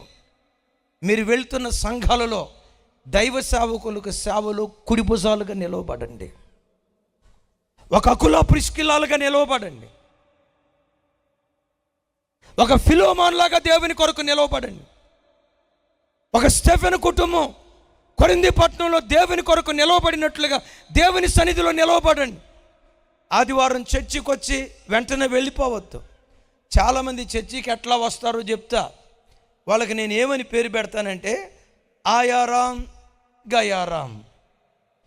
మన లైవ్ చూసేవాళ్ళు ఉన్నట్టున్నారు, నేను చెప్పకముందే చెప్తున్నారు. అనండి ఆయారాం, కొంచెం పెద్దగా. ఆయారాం అంటే వచ్చి అది కొద్ది భలే చెప్పారు. వచ్చామా పోయామా. పాస్టర్ గారు ప్రసంగం అయిపోయి ఆమెనంటాం ఆలస్యం, ఆమెనంటాం ఆలస్యం, ముప్పావు చర్చి ఖాళీ అయిపోద్ది. నాకు కొన్నిసార్లు డౌట్ వస్తుంది, హానోకి ఎత్తబడినట్టు ఎత్తబడ్డారా ఏంటి, ప్రభు రాకడ ఏమైనా జరిగిందా అనుకుంటా. అన్న మోషన్న ఆమెనండి, హానోకు మాయమైనట్టు మాయమైపోతారు. నాకు డౌట్ వస్తుంది కొన్నిసార్లు, ప్రభు రాకడ ఏమైనా జరిగిందా ఏంటి, మనం ఏమైనా ఎడవబడిన సంఘంలో ఉన్నావేంటి, భయం అయిపోద్దాయి గారు. మరి ఏమంత తొందరో వచ్చేటప్పుడు మరి గోంగూర మాంసం వండుకొని వచ్చారో చేపల కూర వండుకొచ్చారో తెలీదు, వెళ్ళాలా తినాలా. చర్చికి వచ్చేటప్పుడు కొంతమంది హాయ్, వెళ్ళేటప్పుడు థ్యాంక్ యూ, లైవ్ చూసేవాళ్ళు ఉన్నట్టున్నారు. వచ్చేటప్పుడు హాయ్, వెళ్ళేటప్పుడు బాయ్. సంఘంలో పరిచయస్తులుగా కాదు, పరిచారకులుగా బ్రతకండి. మరొకసారి ఈ మాట చెప్పండి, పరిచయస్తులుగా కాదు, పరిచయస్తులుగా కాదు, పరిచారకులుగా బ్రతకండి. ఆదివారం ప్రార్థన అయిపోయిన తర్వాత దైవజనుడి దగ్గరికి రండి. అయ్యా, సోమవారం నుంచి శనివారం వరకు ఎక్కడెక్కడ మీటింగ్స్ ఏర్పాటు చేస్తున్నారు చెప్పండి. నేను నా పిల్లలు, నేను నా కుటుంబం అవకాశం ఉన్నంత వరకు అందుబాటులో ఉంటాం. ఒక ఉయ్యూరు ప్రాంతమే కాదయ్యా, 2-3 సంఘాలే కాదయ్యా. ఆ 2-3 సంఘాల స్థానంలో 2 పక్కన ఇంకో 0 రావాలి, 3 పక్కన ఇంకో 0 రావాలి. అయ్యా 100 మంది విశ్వాసులు కాదయ్యా, ఇది 1000 కొలదిగా 10,000 కొలదిగా విస్తరింప చేయబడాలి. వెతికితే ఈ గడ్డ మీద అన్యుడనేవాడు ఒక్కడు కనపడకూడదు. ప్రతి మోకాలు యేసయ్య ఎదుట వంగునుగాక, ప్రతి నాలుక దేవుని స్తుతించునుగాక. అలా స్తుతించాలంటే ఉద్యోగస్తులారా, దేవుని చేత ఆశీర్వదించబడిన వాళ్ళారా, కొంచెం ధనిక స్థితి కలిగిన వాళ్ళారా, అకుల ప్రిస్కిల్లాగా మీ భార్యాభర్తలు బ్రతకండి. అకుల ప్రిస్కిల్లాను గురించి పౌలు గారు అంటాడు, వారు నా ప్రాణము కొరకు తమ ప్రాణం పెట్టుటకు కూడా తెగించిరి. దేని కొరకు తెగించారు? సేవకుడు కొరకు ప్రాణం పెట్టడానికి తెగించారు. ఏ చర్చిలోనైనా 2 గుంపులు ప్రజలు ఉంటారు. అది ఎమ్మాన్యుయల్ చర్చే కానీ, జాకబ్ జానయ్య గారి చర్చే కానీ, మోషే గారి చర్చే కానీ, మన గుంటూరు లోదరన్ చర్చే కానీ, తెనాలా ఎక్కడ విజయవాడ లోదరన్ చర్చే కానీ, ఏ చర్చిలోనైనా 2 గుంపులు ఉంటారు. ఒక గుంపు ఎట్లా ఉంటారని చెప్తాను, రెండో గుంపు ఫిల్ ఇన్ ద బ్లాంక్స్ మీరే పూర్తి చేయాలా, నా వైపు చూడాలి. ఒక గుంపు ఎవరో తెలుసా? సేవకుడు కొరకు ప్రాణం పెట్టే గుంపు. రెండవ గుంపు మూతికి చేయి అడ్డం పెట్టుకుని నవ్వుకుంటున్నారు. రెండవ గుంపు ఏదో తెలుసా? ప్రాణం తీసే గుంపు. పాస్టర్ గారు అనుకుంటాడు, ఈడు ఎందుకురా చర్చికి వస్తున్నాడు నాయన, నా ప్రాణం తీయటానికి. ఈడు రాకుండా ఉంటే పోయిద్ది, ఎందుకురా ఈ కుటుంబం వస్తుంది. చర్చిలో కొంతమంది సేవకుల ప్రాణం తీసేవాళ్ళు, కొంతమంది మాత్రం సేవకుల కొరకు ప్రాణం పెట్టేవాళ్ళు. నా ప్రార్థన, మీరు ఏ సంఘాలకు వెళ్తున్నారో నాకు తెలియదు. జాకబ్ జానయ్య గారి దగ్గరికి రండి అని నేను చెప్పను. తమ్ముడు జాన్ హైడ్ ఎక్కడున్నాడు? హైడ్ అయినట్టున్నాడు. జాన్ హైడ్ దగ్గరికి వెళ్ళమని చెప్పను, పలానా చర్చికి వెళ్ళమని నేను చెప్పను. కానీ ఒకటి చెప్తా, ఒక మంచి సంఘాన్ని ఎన్నుకొని ఆ సంఘంలో సేవకుల కొరకు ప్రాణం పెట్టేవారిగా ప్రభు కొరకు బ్రతకండి. సేవలో కుడి భుజాలుగా నిలవబడండి. ఒక బాధ్యత కలిగిన క్రైస్తవులుగా, అయ్యా వచ్చిపోయే వాళ్ళంగా కాదయ్యా, మా బాధ్యత ఏంటి? ఓడమంటారా? ఊడుస్తాం. కడగమంటారా? కడుగుతాం. ఇవ్వమంటారా? ఇస్తాం. పరిచర్యకు రమ్మంటారా? వస్తాం. ఎప్పుడైతే క్రైస్తవ సంఘం ఇలా బాధ్యతతో ఉంటుందో, బాధ్యతతో బ్రతుకుతుందో, ఈ గడ్డ ప్రభువుకు సొంతం అవటానికి దేవుడు కృప చూపిస్తాడు. కొంచెం గట్టిగా చెబుదాం ఆమేన్. నేను మిమ్మల్ని అడుగుతా, మీరు ప్రాణం పెట్టే గుంపులో ఉన్నారా, ప్రాణం తీసే గుంపులో ఉన్నారా? కొన్ని నోర్లు పెగలట్లా, ఎక్కడో మనసాక్షి నేరారోపణ చేస్తున్నట్టుంది. ప్రతి బిడ్డ సంఘం కొరకు ప్రాణం పెట్టే బిడ్డలుగా నా దేవుడు ఒక్కొక్క బిడ్డను ఈ రాత్రి నుండి ఆశీర్వదించునుగాక. కొంచెం సేవకు సహకరిస్తే ఎట్లాంటి అద్భుతాలు చేస్తాడో.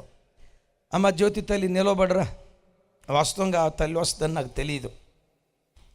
ఇదేదో ప్లాన్డ్గా నేను చెప్పే మాట కాదు. మేము సేవకు వచ్చినప్పుడు నాకు ఆర్డినేషన్ కోసం నాకు బట్టలు లేవు. మా ఆత్మీయ తండ్రి దైవజనులు డిసెంబర్ నెలలో ఆర్డినేషన్ ఇస్తానని చెప్పాడు.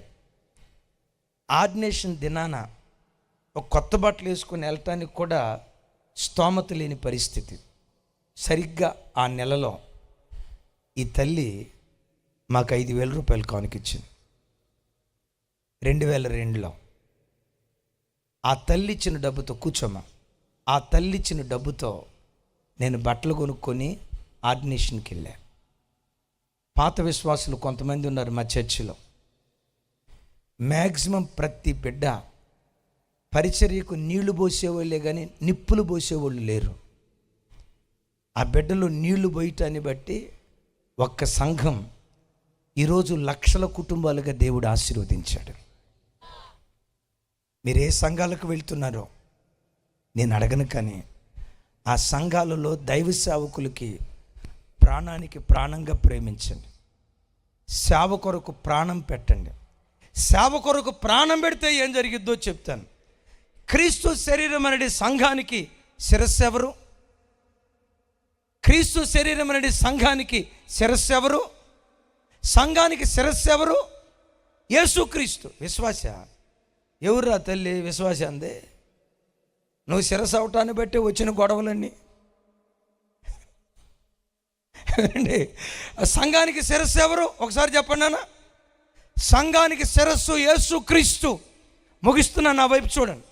సంఘానికి యేసుక్రీస్తు శిరస్సు అవటానికి ఆయన దేవుని కుమారుడై ఉన్నందువల్ల శిరస్సు అయ్యాడా? సంఘం కొరకు ప్రాణం పెట్టడాన్ని బట్టి శిరస్సు అయ్యాడా? సంఘానికి వచ్చే ప్రజల్లో ఎవరు సేవకుల కొరకు ప్రాణం పెడతారో, ఎవరు సంఘం కొరకు ప్రాణం పెడతారో వారిని, వారి పిల్లలను, వారి పిల్లల పిల్లలను శిరస్సుగా నా దేవుడు నిలవబెడతాడు. శిరస్సుగా నా దేవుడు నిలవబెడతాడు. ఈ రాత్రి వాక్యం వింటున్న దైవజనమా, నీ గర్భాన పుట్టిన నీ పిల్లలను, నిన్ను, నీ మనవ సంతానాన్ని, నీ ముని మనవ సంతానాన్ని మీరు ఎక్కడ బ్రతుకుతున్నా నా దేవుడు శిరస్సుగా నిలవబెట్టునుగాక. శిరస్సుగా నిలవబడాలంటే కిటికంతా ఎక్కడుందో తెలుసా? మందిరంలో నువ్వు ఎలా బ్రతుకుతున్నావో ఇక్కడుంది కిటికంతా. యేస్కేలు హేయ కృత్యాలు జరగకుండా దేవుని వైపు నిలవబడ్డాడు. ఒకానొక సందర్భంలో భార్యను కోల్పోయాడు, అయినా ప్రభు కొరకు నిలవబడ్డాడు. లోకమంతా ఒకవైపు ఉంటే యేస్కేలు ఒక్కడు దేవుని వైపు నిలవబడ్డాడు. నా వైపు చూడండి.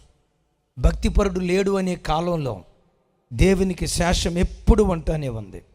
భక్తిపరుడు లేడు అని అనుకున్న కాలంలో, ఇక భక్తిపరుడు లేడు అని అనుకున్న కాలంలో నోవాహ్, ఇదిగో దేవా నేనున్నా నీ కొరకు. ఈ రాత్రి నువ్వు అనగలవా?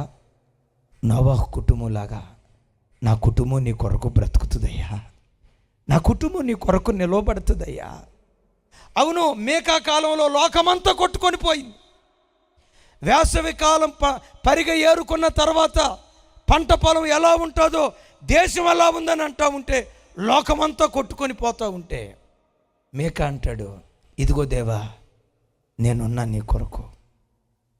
నా జనులందరూ వ్యభిచారులు, ద్రోహుల సమూహం ఇర్మియా కాలంలో ప్రజలుంటే ఇర్మియా అంటాడు, ఇదిగో దేవా నేనున్నా నీ కొరకు. ఎహెజ్కేలు అంటాడు, ఇదిగో దేవా నేనున్నా నీ కొరకు. ఏలియా కాలంలో ప్రజలంతా బయలును ఆరాధిస్తూ ఉంటే నేనొక్కడనే రోషము కలిగిన వాడనై నీ కొరకు నిలవబడ్డా. ఏలియా అన్నాడు కదా, ముగిస్తున్నా. ఈ రాత్రి ఈ మైదానంలో కూర్చున్న నీవు, నీ చుట్టూతో ఉన్న వాళ్ళు ఎలా బ్రతికినా, కట్టుకున్న నీ భర్త ఎలా బ్రతికినా, నీ భార్య ఎలా బ్రతికినా, నీ తల్లిదండ్రులు ఎలా బ్రతికినా, నువ్వు వెళ్తున్న సంఘములో తోటి విశ్వాసులు ఎలా బ్రతికినా, దేవా ఎవరు ఎలా బ్రతికినా నేనున్నా దేవా నీ కొరకు బ్రతుకుతా దేవా. ఒక ఇర్మియా ప్రవక్తలాగా జీవిస్తా, ఒక ఎహెజ్కేలులాగా జీవిస్తా, ఒక మేకాలాగా బ్రతుకుతా, ఒక నోవాహులాగా నీ కొరకు నేను బ్రతుకుతానని ఈ రాత్రి దేవుని కొరకు బ్రతికే వ్యక్తుల కొరకు దేవుడు వెతుకుతున్నాడు. నేను బ్రతుకుతానయ్యా తీర్మానం చేసుకున్న బిడ్డలు లేచి నిలబడదాం. ఎవరు అటు ఇటు చూడకుండా ఒక్క నిమిషం కళ్ళు మూసుకొని వినయ భయభక్తులతో ముండ్లకు ముండ్లుగా బ్రతుకుతున్న లోకంలో నేను నీ కొరకు బ్రతుకుతా యేసయ్యా. ఏ పాపపు మరకలు నాకు అంటకుండా నీ కొరకు బ్రతుకుతా యేసయ్యా. నేను కీడు చేసే వ్యక్తిగా కాదు, కీడు చేసిన వ్యక్తికి కూడా మేలు చేసే వ్యక్తిగా నేను బ్రతుకుతా యేసయ్యా. చేతులెత్తి ఒక్కసారి అడుగుతారా? ఇర్మియా ఏడుస్తూ అంటాడు, నా జనులందరూ వ్యభిచారులు, ద్రోహుల సమూహం, నమ్మకముగా బ్రతక యత్నించువాడు ఒక్కడు కూడా లేడు. అలాంటి దినాల్లో నేనున్నా దేవా నీ కొరకు బ్రతకటానికి.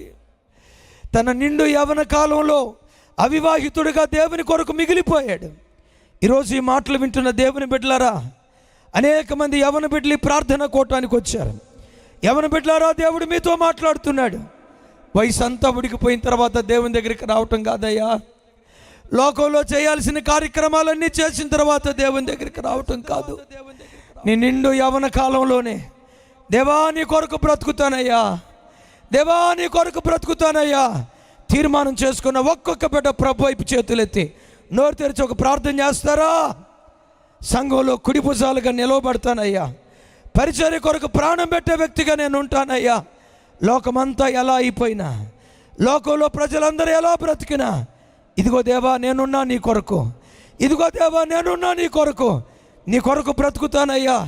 ఆశపడిన ప్రతి బిడ్డ రెండు చేతులెత్తి చప్పట్లు కొడుతూ మనసారా యేసయ్యా యేసయ్యా అంటూ నోరారా ప్రభుని పిలుద్దాం. అనంత జ్ఞాని అయిన దేవా, మీ